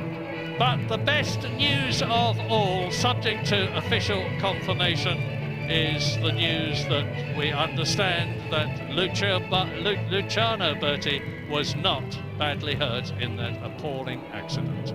A wonderful day for Schumacher and for Ferrari. Thanks very much indeed to Murray. Thanks to Martin Brundle as well. Just to underline what Murray's saying there, we've officially been told Luciano Berti is in hospital in Liège, about half an hour from here. He has concussion, no broken bones though. His condition described as stable, and I wouldn't think that champagne would have been sprayed up there by the Spa master, Michael Schumacher, if Luciano Berti hadn't been okay. We're going to hear from the top three in the press conference. We have the views as well of Tony Jardine and Mark Blundell. We'll be right back. Zeer plezierig met champagne gespoten, dus laten we hopen dat het allemaal geen enkel probleem is met Luciano Berti. Even gauw onze prijsvraag. Michael Schumacher, dat werd voorspeld door Thomas Harms uit Amsterdam. En dat is een knappe voorspelling en daarvoor wordt hij beloond voor een kartsessie aan mijn buurman in Huizen of Den Haag. Hoeveel van die trofeeën gaat hij nog boven zijn hoofd tillen? In de Formule 1 heeft hij het al 52 keer gedaan. Maar zijn honger is nog niet gestild, Michael Schumacher. Hard op weg om de meest succesvolle Formule 1-coureur aller tijden te worden.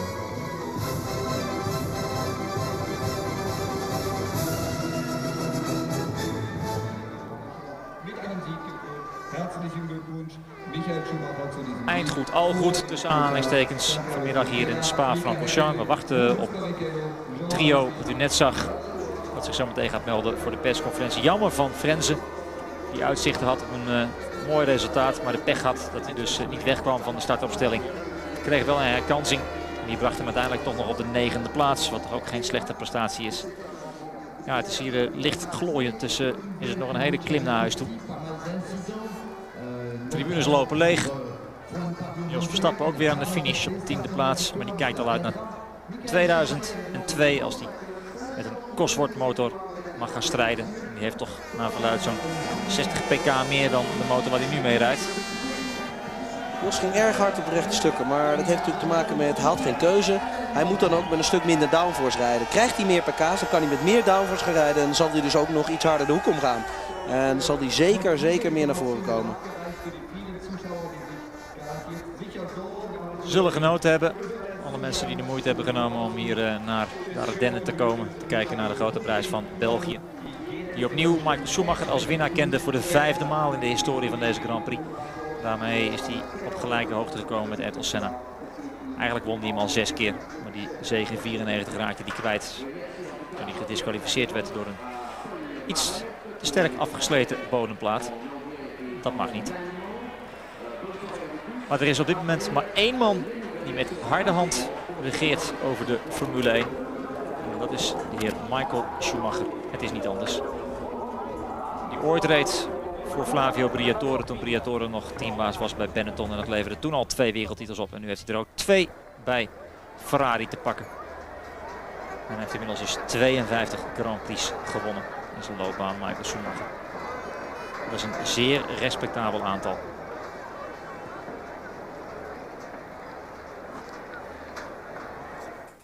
Congratulations, gentlemen. Michael Schumacher, now the outright holder of the outright number of wins. 52 Grand Prix wins, winning here this afternoon at Spa. David Coulthard second and Giancarlo Fisichella third overall. Thank you. Michael, you made amazing starts both times, but it must be said that Williams rather helped themselves to the back of the grid. Yes, certainly. I mean, it's unfortunate for my brother, obviously. When you say I made an amazing start, I don't think that's true. I think the guy next to me made an amazing start. I don't know which position he came from, but he almost took me. So on that side, we made average starts, and I was able to just defend my position. And thanks to whatever problem Williams had, I didn't have to fight against them, because you saw the first start, they just pull away and I had no chance. And I think even on the second start, if Ralph on the second position, he would have just beat me into the first corner. We didn't need to find out, and I had a clear race from that moment on, and obviously delighted. Now, thousands and thousands of fans across the border from Kerpen, your hometown, and from Germany, they kept you company during the race, but as you said, it really was, you were out on your own. How easy was it to keep your concentration and control? I mean, I was pushing flat out until, I'd say, the second pit stop. Then I eased off. For whatever reason, I thought I had the chance to open up the gap for an extra pit stop, and we didn't know what would the weather do. So I just wanted to have that safety, and because obviously I was faster than Giancarlo and David couldn't get by, I was able to open up such a lead. That helped. I lost once the concentration going wide in turn 15. I was just playing with too many buttons at the same time, and then running wide and almost gone into the barrier. It didn't need much to do that, but when you fight on the limit, when you drive, then that's what can happen. Thank you very much, Michael. David, second place. Before you came here to Spa, would you have ever predicted you'd have spent so much of the race looking at the rear wing of a Benetton? Absolutely not. No, Giancarlo was doing an amazing race. Obviously, his car was working better than it has done this season, and he was quick in all the right areas. So out of La Source and out of Stavolo, so it was very difficult to get close. And I knew that my opportunity might come at the pit stop, and I thought I lost it when I caught one of the Minardis in Blanchimont. And I said to the team as I came down the radio, I think it's going to be close. Obviously, he came out in front of me, and then thankfully with the back marker at La Source, it just upset his rhythm a little bit, and I got the run through Eau Rouge, and thankfully was able to outbreak him. So, you know, given the weekend I've had, then obviously very happy to get second place, and you know, just hoping obviously that Luciano is 100% and able to do the next race, and then we can all feel that it's been a positive weekend. David, looking at your car during the pit stops, it was absolutely covered with oil. Was that from your car or from someone ahead of you? I was saying to Giancarlo that I've never been behind such a messy car. I was having to wipe my visor every single straight, and I was out of rip-offs very quickly. And I understand that it just made it across the line, so I think it was spitting all its oil out as the race went on. So it's obviously a lot quicker, but a little bit close to the limit, probably. Thank you very much, David. Giancarlo, first time you've been in one of these conferences since Brazil last year. Can you put your finger on what has happened to your car to make it so much faster? Obviously, there was the new aerodynamics package here, and the car was much more competitive, easier to drive, easier to make a good setup, even much more grip than normal. During the race there was a very good balance, especially after a few laps, because at the beginning there was a lot on the steering, but then there was a good balance. We just missed a few Ks in the straight compared to the people, but maybe in Monza there is one more step on power, and we are very optimistic for the next one. Now, you had a very unusual tyre tactic at your second stop, and you only changed the tyres at one end of the car. Can you explain why, and was it your choice? Yeah, it was my choice. There was a problem starting with the new tyres, graining. There was a graining, and it was better to keep the same tyres. In fact, I did the race, completed at the end of the race. I went at the end of the race with the same set of tyres, just on the front, but new on the rear. Was the right choice. We did a very good job. I did two amazing starts, especially the second one from the 6th position. I went to second, and I'm happy. It's a great day, and I would like to say thank you to the team. Thank you very much, Giancarlo. Michael, back to you. Next race, Italian Grand Prix. You've already got the championship. It's going to be quite a party at Monza. Yeah, you can imagine. On the other side, we still want to do well, which is going to be maybe a little bit more difficult for us, looking at the characteristic of the circuits. From Hockenheim, we know Williams is very competitive there. So we have to work very hard, and we have to find out what we can actually do against this strong package of what they have. But we certainly will try, as we have tried here. But anyway, we have good reasons to celebrate down there. Indeed you do. Michael, thank you. Now, Michael and Giancarlo, if you'd like to speak in your own languages, starting with Michael, please. Ja, 3 tevreden heren. Te beginnen bij Michael Schumacher, die vond dat hij wel 2 maal een goede start had. Maar toch de complimenten uitdeelde aan Giancarlo Fisichella, die nog veel beter weg was. Verder een probleemloze race. 1 keer een concentratieverlies. En dat was vlak voor Stavelo. Toen hij wat te veel met de knoppen zat te spelen, zei hij. En verder wilde hij genoeg marge opbouwen om eventueel, als het zou gaan regenen, nog een derde stop te kunnen maken. Zonder al te veel problemen, maar dat was niet nodig. Een probleemloze dag voor Michael Schumacher. Ja, Coulthard met alle ellende die hij dit weekend achter de rug had. Op vrijdag maar 3 rondjes gereden. Kan hij zeer tevreden zijn over die tweede plaats. Ook al omdat de concurrentie, de personen van Barrichello en Ralf Schumacher, weer wat verder achterop zijn geraakt. Had wel heel veel olie op zijn wagen. Die was afkomstig van de wagen van Fisichella. Zodat Coulthard nog een wonder vond dat Fisichella überhaupt over de finish was gekomen. Maar ja, die kleine Italiaan verdient natuurlijk wel alle complimenten. Hele goede race gereden. 2 superstarts. Maar de tweede kwam hij zelfs van de 6e naar de 2e plaats in 1 keer. Dus wat dat betreft ging het bij Fisichella allemaal heel erg goed. Eindelijk weer eens een podiumplacering voor het eerst sinds de grote prijs van Brazilië vorig jaar. Dus voor ons denk ik Tom de man van de race, toch? Ja, absoluut. Giancarlo de man van de race. Ook hoe hij het benadert. Echt het team heel erg bedankt. En het niet heel erg zegt dat alleen door het vermogen komt, maar dat echt door het aerodynamische pakket komt. Nou, Renault zegt dat er meer vermogen komt. Volgens mij de Renault en de Benetton in de gaten houden voor de laatste paar races dus. Ja, volgende Grand Prix is in Monza. Dat is nou weer typisch een circuit voor de renstal van Williams. Dat hebben we in Hockenheim wel gezien. Maar ja, daar gaat toch steeds te veel mis. Eerst met Montoya in deze Grand Prix die niet wegkwam. Daarna Ralf Schumacher die gewoon nog een halve meter boven de grond stond. Omdat ze nog niet klaar waren met zijn wagen. Dus ja, het blijft mensenwerk Formule 1. Gelukkig maar. En Coulthard vatten het allemaal mooi samen. Laten we hopen dat het goed gaat met Luciano Burti. Dat hij de volgende Grand Prix er weer bij is. En dan gaat iedereen met een tevreden gevoel naar huis. Even terugblikken. Het begon allemaal met de wuivende handen van Frensen. Ik heb een probleem. En Tazo Marquez maakt hetzelfde gebaar. Dan is het volgende slachtoffer, als ze het opnieuw willen gaan proberen, Juan Pablo Montoya. Die mag dus achteraan starten. Ralf Schumacher hier goed weg en al meteen een goede start van Fisichella, die naar de 4e plaats komt. Jos Verstappen pakt daar aan de binnenkant ook wat plaats. Ze begint als 14e aan de race. Dan de eerste uitvallen, Alonso. Die is al gauw klaar. En dan zometeen een moment tussen Irvine en Burti. Let op. Hier schiet Burti achter Irvine langs, heeft hem geraakt. Recht door in de banden. Wat een klap. Irvine gaat helpen. Banden moeten daar weg. En ze moeten Luciano Burti bevrijden. Die wordt dan naar het ziekenhuis afgevoerd. En naar verluidt gaat het redelijk met hem. Safety car situatie. Nee, code rood. We stoppen de race. Om eerst eens te kijken hoe het met Luciano Burti is. Hectiek. Helpers komen weer terug. En Irvine hoopt maar dat het goed gaat met de Braziliaan. Räikkönen heeft zijn wagen ook gestopt. Is even polshoogte gaan nemen. Moet dan wel vanuit de pit starten. Nou, daar komt die start dan. En dan, ja, het is niet te geloven. Ralf Schumacher staat nog gewoon een halve meter boven de grond. Die kan dan ook achteraan gaan starten. Dan een hele goede start van Giancarlo Fisichella. Opgeschoven naar de 2e plaats. En het gaat mis met Montoya, De La Rosa en Heidfeld. En dan blaast Montoya ook nog zijn motor op. En dan ligt hij eruit. De man van pole position, Jammer maar helaas. De La Rosa met de schade, kan ook zijn race niet vervolgen. En hier soeverein aan de leiding door Rouge Michael Schumacher. Fisichella verdedigt zijn 2e plaats ten opzichte van David Coulthard. En hier de pitstop van Mika Häkkinen. Hetzelfde doet Michael Schumacher. En Fisichella die op dat moment dan weer voor David Coulthard de baan op komt en 2e blijft. Stop en go voor Olivier Panis die over de witte lijn is gereden bij de uitgang van de pitstraat.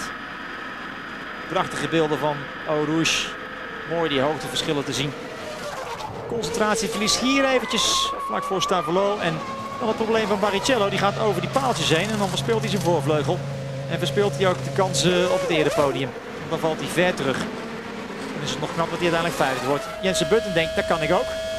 Ook hij is zijn vleugel kwijt, maar hij kan zijn race niet vervolgen. Achter in het veld de eenzaam strijdende Bernoldi. En hier weer verder naar voren. De tweede serie pitstops van Fisichella en Coulthard. Fisichella komt dan alweer als 2e op de baan na de pitstop van David Coulthard. Kijk maar, blijft er net voor. Maar dan 2 maal een aanval. Hier slaagt Coulthard nog niet. Maar dan komt hij hier buitenom. En dan neemt hij de 2e plaats van Fisichella over. Jarno Trulli opgeklommen naar de 5e plaats. En het gevecht met Alesi, Barrichello En ook Ralf Schumacher erbij.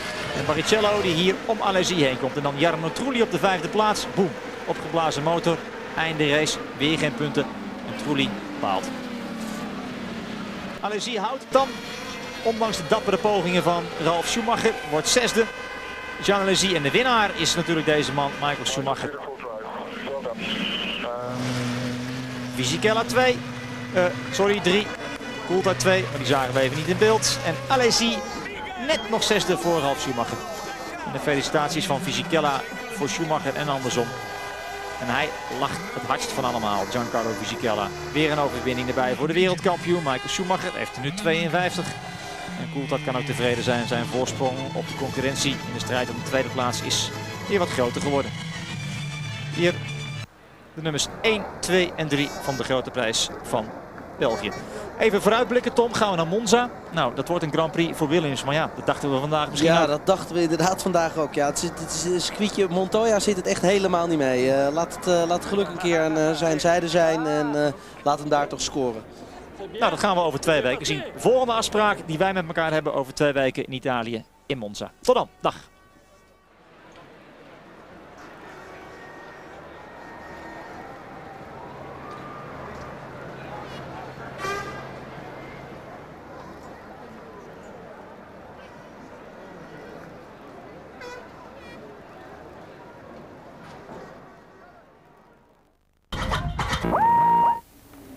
And you're back with us in Belgium, where Michael Schumacher has won the Grand Prix here this afternoon, but the race was stopped after just 5 laps after a dramatic and frightening-looking accident involving the young Brazilian Luciano Berti.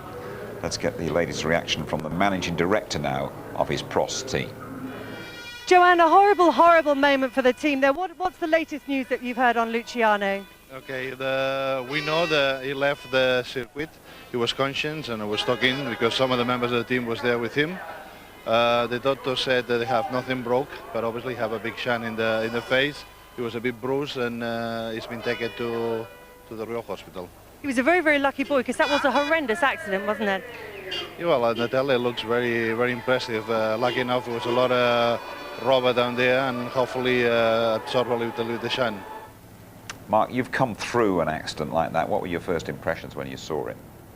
Very similar. The big issue with my one and that one is there was 4 rows of tyres for Luciano and there was concrete for me.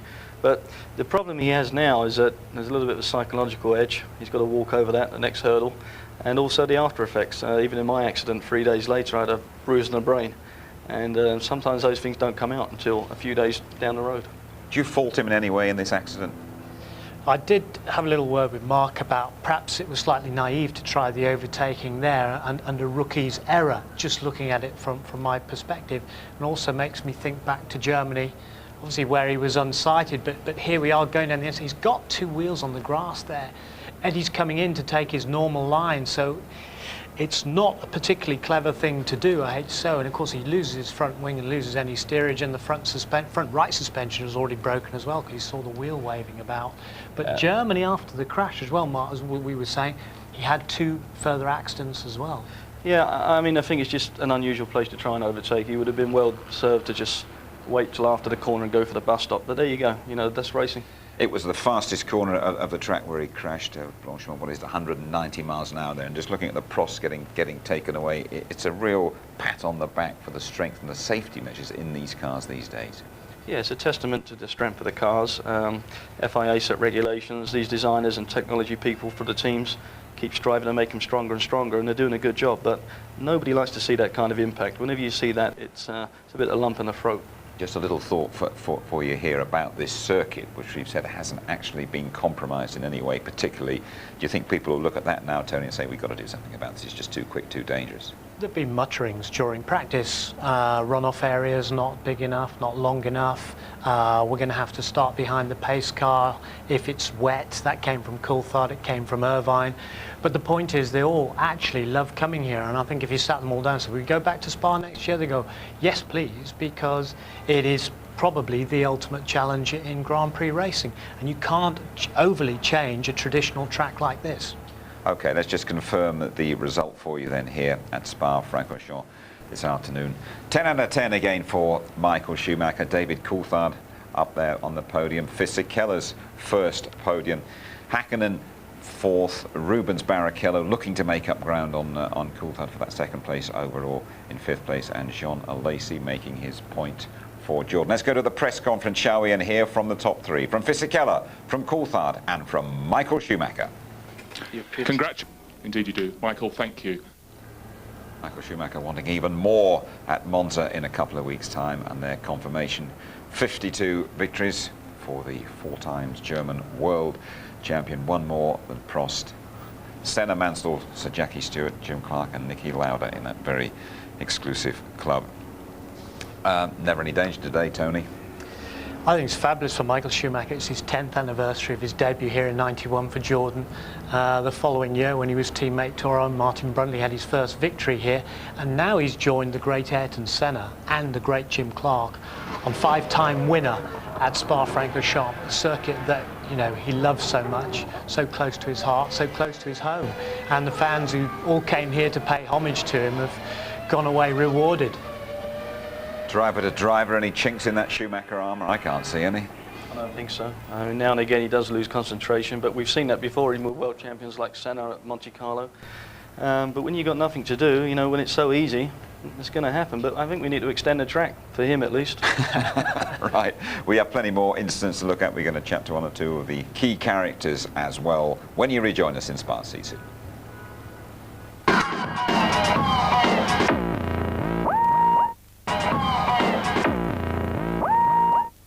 Back with us at Spa, Michael Schumacher has cantered away to victory in the Belgian Grand Prix. Now, Mark, it started off with 2 Williams on the front row of the grid. We expected great things, possibly Montoya's first Formula One victory. What an afternoon they had, though.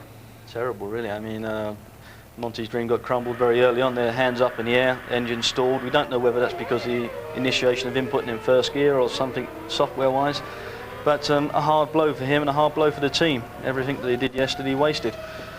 At the same point, there's the issue there with Ralf Schumacher up on the jack still. I've never seen that before in Grand Prix racing, and in fact I don't think I've ever seen it in racing full stop, and a bad issue, you know, for Williams' team. I mean, they should not make mistakes like that at all. And here's Montoya blowing up at the end, and well, Martin Brundle asking 1 or 2 questions about the reliability of the BMW engine. Well, we saw early in the warm-up that they weren't doing many laps, so you know, a discussion already came up actually between me and Martin that we thought the engines weren't going to be reliable, and definitely for Monty we were proving right, weren't we? Start of the show, if you were with us, we saw Giancarlo Fisichella almost putting a brave face, wasn't he, on his return to Jordan. I think he's genuinely very happy now, isn't he, after that, after getting up on the podium. But how happy are Benetton letting him go? The team love him. Alan Permain, his engineer, has been with him from the start. He's been at Benetton, worked very closely. They've helped develop that car together, along with Mike Gascoigne and his team, made these improvements, which started in Hungary with this, you know, this sort of high downforce aerodynamic packages working. But this lightning starting, just incredible. Button as well coming through, only being foiled at the last minute by Häkkinen going in front of him, Barrichello getting overtaken, and Fisichella up to second place, whilst De La Rosa gets sandwiched there in between Heidfeld and poor old Montoya taking a knock as well at the start. And that's when we saw, look, De La Rosa out of control and actually hitting Heidfeld as they went down the hill. Look again, look at Fisichella's start, absolutely lightning clear. Clearly huge improvements to that Renault engine, 110-degree V, revolutionary. They've taken big gambles this year, and there's the squeeze you saw in the sandwich. De La Rosa getting it at the hit from Heidfeld. David Coulthard's worst qualifying position for 3 years, Mark. He spent a lot of the time in this race looking at Fisichella from behind, and finally got past him for the second place. He drove a solid race, DC. You know, the move was a good move as well. Outstanding when he went around the outside there into the chicane. Was having a difficult time, obviously, because that engine there from the Renault pushing out a lot of its oil, so that's not an easy thing when you're a race driver. When you lose those visor tear-offs, eventually you've got to use your glove and your visor gets smeared, and it does become tough. But he drove well and solid, and a good performance, and, you know, a few more points in the bag. 5th place for Rubens Barrichello. That's a couple of points. I get the feeling, though, he expected more, and perhaps Michael Schumacher was primed here to support him as he tries to get second place in the overall championship. We're pretty sure the team expected much more from Rubens. He lost it on the last day, and in fact, even after the warm-up, he said he'd lost the balance of the car and he was trying to get it back. but he also lost it in after the first round of pit stops, because after the restart he'd been in 3rd place, and then he dropped all the way back, and hence he had to take that fight. And this is the point where he lost his nose cone, and we think that he took too much curb. We didn't see detailed pictures, and lost his nose cone, which meant he had to come in for a new one. We're going to hear now from Rubens Barrichello, big pal of Luciano Berti, fellow Brazilian. Here he is with James.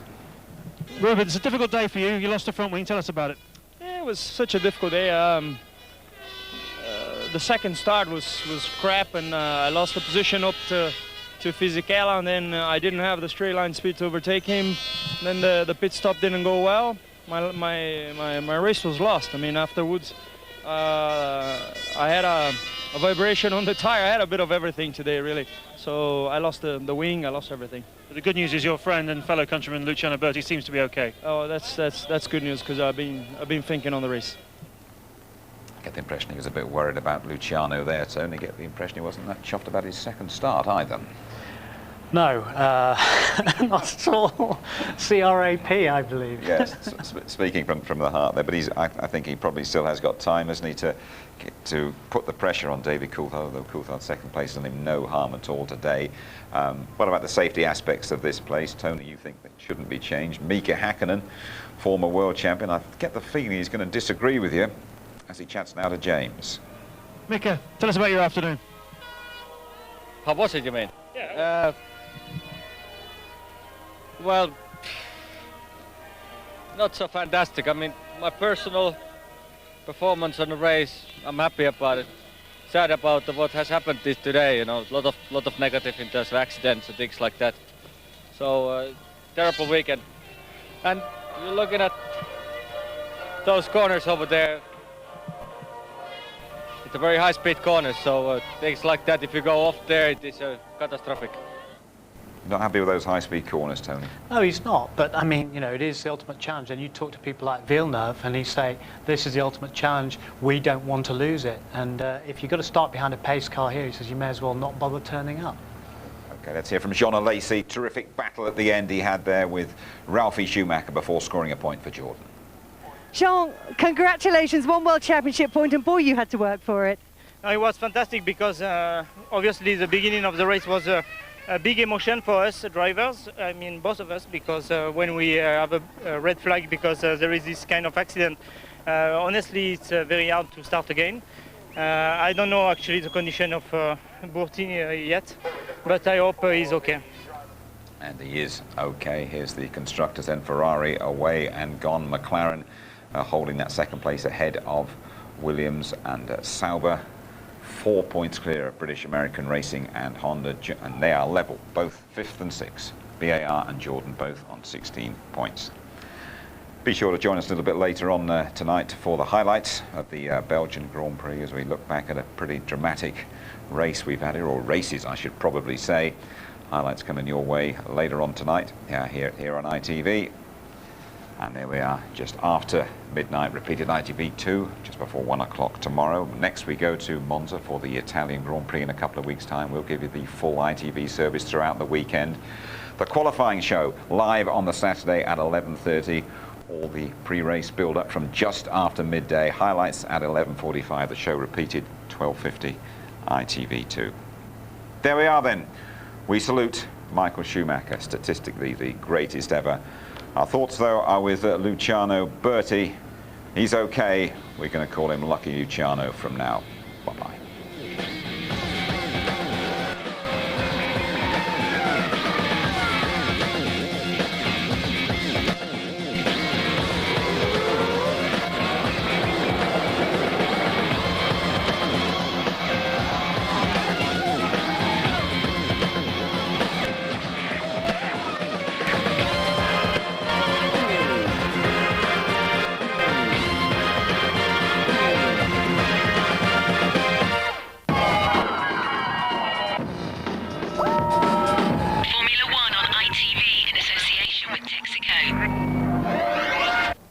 David, today let's start with the Berti accident. How did you see it?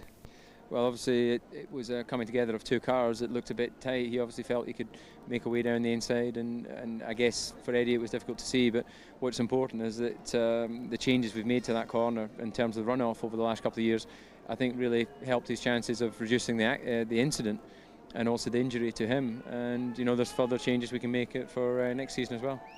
How did you like your race, especially the fighting on track with Giancarlo? Yeah, it was good. You know, Spa always had added interest when you're coming through the field, and he was very difficult to overtake. Actually, I was surprised. You know, his package was working well. He had good traction out of La Source, and in the end, it took a back marker to help me. But I was there, poised, took the opportunity, and obviously gained the extra couple of points. Second position for the championship now, in a good reach. Yeah, I think so. You know, my goal is just to get the best out of each race, and obviously when I came here I wanted to win. You know, we've had to settle for second, and in the light of what happened during the course of the weekend, that was a good result. We go to Monza knowing that it may suit another car better than us, but we'll do our best and try and get 100% out of myself and the car. Thanks. Under given circumstances, I think let's talk about the Bertie accident. It's difficult to comment, to be honest. I think it would be right to talk about it at this stage. So something will have to be examined carefully and see what we can do to improve situations like that. On track, it was the 52nd victory of Michael and another outstanding performance in Spa. Your comment? Yeah, no, it was a great race. You have to excuse me, I've got to go up to the rostrum, so I'll see you later. Thanks. Things like that, if you go up there, it is catastrophic. Mika, under given circumstances, let's start with the accident. How much did you see about the accident at the beginning? I didn't see anything about the accident, obviously. Very bad. I don't know what has happened to Bertie, but obviously a very serious thing in that speed. You know, it's a top speed is close to 300 kilometers per hour through there. Otherwise, another strange race at Spa. Very strange indeed. Very strange. Okay, that's all. Thank you.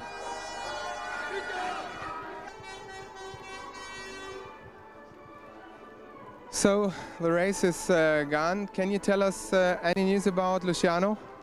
Well, before the only thing we know is that he talked to us or some of the members of the team before he left the circuit. So he was conscious, he was able to talk.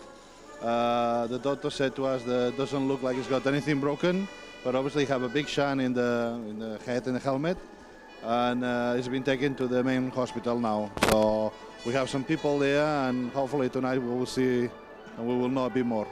Thank you very much.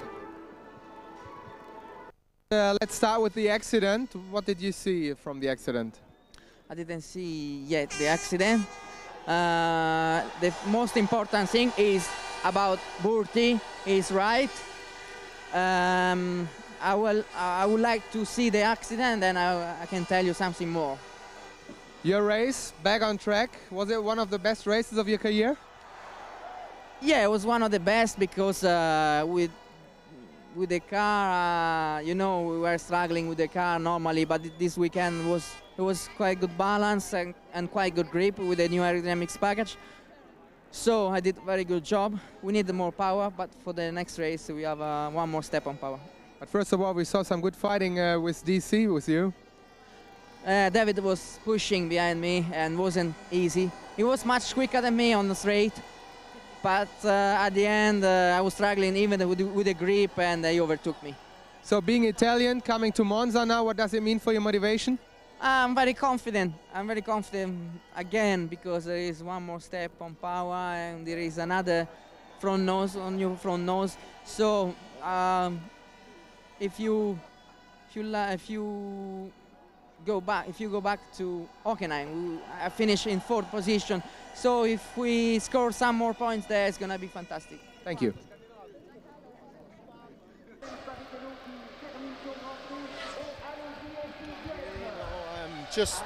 I was obviously going very long into the race. I was on a long one stop, so I was very slow at the start of the race.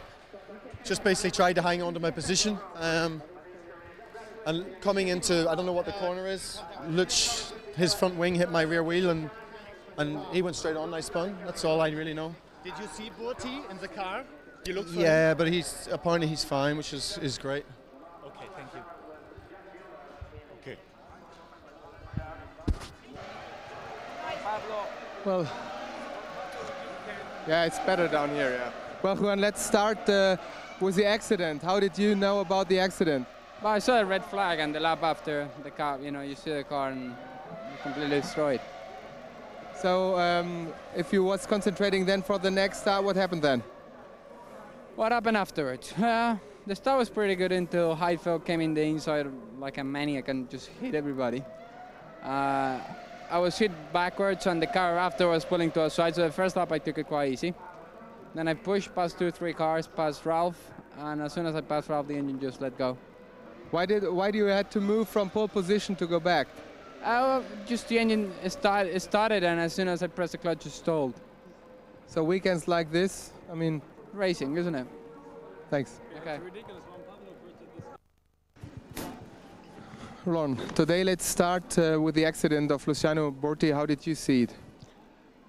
To be honest, I just watched it once on television. I didn't form an opinion because we were too busy sort of trying to make sure that we did all the right things for the restart. But I've heard he's moving and talking, and I hope he has a speedy recovery. It was obviously a big accident. Otherwise, a typical chaotic Spa race? Yeah, very chaotic, and of course not at all good for us in qualifying. To come back with this result gives us some degree of satisfaction, but in reality we're here to win, and we didn't win, so I'm not going to go away happy. It was difficult to think through the various options, the various race strategies that were going on, and feel pretty comfortable that we made the best out of what was a very difficult pair of grid positions. How did you like the way David was fighting on track today? He fought very well, I mean, we're under no illusions it was easy for Michael.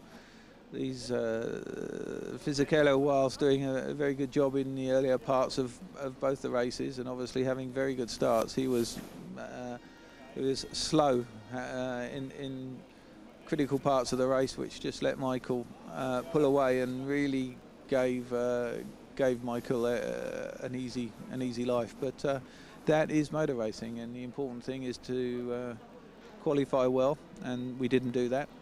But if you don't, you've got to try and make the best out of it and be disciplined, behave like a team, modify your strategy, which we did a little bit in the midsection, and get the best result you can. And I suppose second is the best result you can get if you don't win. So when can we expect the drivers lineup for next year?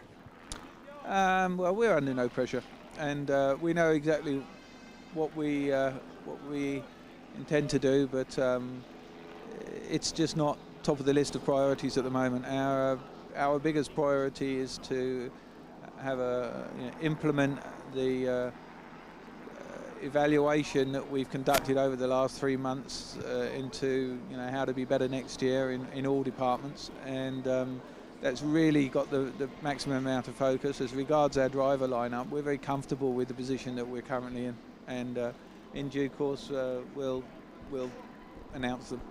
Thank you. Okay, thank you. And you're back with us in Belgium, where we have seen another triumph for Michael Schumacher, the Spa master.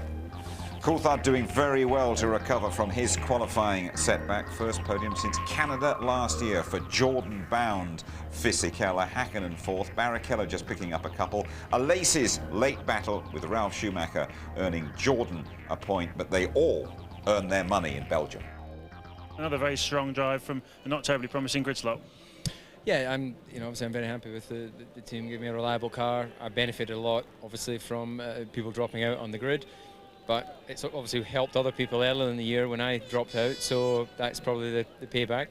And I had to work very hard, actually, to get past the Benetton. I was surprised, but they were quick. Tell me about the race. Was it fun, or was it just plain hard work? It was a little bit hard, but because there was a good balance, it was okay. David was pushing behind me, and the straight was very quick, but then at the end, I was struggling a little bit with the grip because I did the whole race with the same set of tires, and it was a bit difficult, but it was the right choice. The actual accident, is that one of those ones that you're going to be replaying over and over in your mind? No, I just seen it there for the first time, and that corner, it's, unless you're clearly ahead, it's not really the place to overtake. And you know, it's just one of the things. Luch is trying to get up there, and I'm trying to keep him back because I was going very long. You know, so I knew I was going to be struggling at the start of the race, but hopefully it would come good. But that's the problem. You're always fighting like hell. The first 10 laps, trying to hold the two stoppers back. You know, so it has its risks, but it can give rewards sometimes. You're off to see him tonight, I understand. Yeah, I'll go and see how the boy is. So then it's a ton up for Michael Schumacher. Decent day for David Coulthard. 9 points ahead of Rubens Barrichello and 13 clear of Ralf Schumacher. No improvement for Montoya. In the constructors, Ferrari, of course, the world champions, and Williams not making up any ground at all on McLaren. Sauber, though, 4 points clear of British American Racing and Jordan. Both have 16. Tony Jardine, the one big talking point of this race, not Michael Schumacher, but that accident. Dreadful accident. Former teammate of Eddie Irvine's, hence his concern, everybody's concern. But at the moment, from the best guesses we've got, you know, the guy is stable in hospital. But a bit of a rookie's mistake as far as I'm concerned, going on the inside there before Blanchimont, 180 miles per hour. He put two wheels on the grass, loses the front wing, loses steering. His right front suspension is broken before he goes in front 3/4 on through those layers of tyres, and somehow survived a horrific accident. And look at the damage to the Prost there, but it survived. The survival cell is intact. Luciano Berti is intact, and that's good news. And it is a big tick for the safety standards that we see these days on those cars. The Prost, the nose looked okay. Rigid structural tests before a car can be passed for Grand Prix racing, side impact tests, frontal impact tests, tests over the top of the roll hoop, all proving its worth now, showing how safe and strong a Grand Prix car can be. Decent day for Benetton, wasn't it, and particularly at the restarts. Fabulous day for Benetton. All the work that Mike Gascoigne has put in, Pat Simmons, look at that, rocketing through on the restart. Giancarlo Fisichella leaving Häkkinen for dead. They're getting past Barrichello up into second place, and in fact Button getting up really well, only being held back by Coulthard on the inside. Meanwhile, back behind there, Montoya's had to start from the back, along with his teammate, gets the squeeze from the inside from Heidfeld. And you just see, look at the power of the Benetton, look at the Renault V10, 3-litre engine there. This radical engine powering all the way up to the back of Michael Schumacher, only stopping at the last minute there, and Button joining in. And then you see the squeeze there on Pedro de la Rosa, Heidfeld on the inside, and actually pushing Montoya out to the outside as well. We knew that they were going to come good towards the end of the season. Indeed, they have.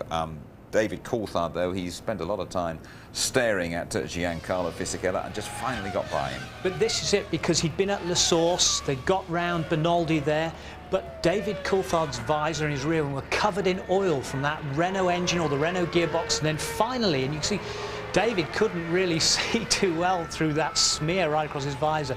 Very brave manoeuvre, 200 miles per hour round the outside at Les Combes, which Häkkinen, of course, did last year in a rather different way to Schumacher when they went past Zonta. And if there hadn't been enough action in the race already, right at the end, Jean Alesi, the old veteran, held off Ralf Schumacher brilliantly. This is normally a lucky circuit for Jordan. They did the double, their first race win here in '98 with Damon Hill and Ralf Schumacher, and Ralf Schumacher there, desperate to try and get a point, having started from the back. Jean Alesi, 37 years old, he's finished every race this season. This is why he's been hired till the end of the season by Eddie Jordan. He gets the car home. He's prepared to fight. For me, the tiger of the race, Jean Alesi, the veteran. And Michael Schumacher, top of the tree. He goes along now with Jim Clark and Ayrton Senna having won Spa 5 times, 52 Grand Prix wins.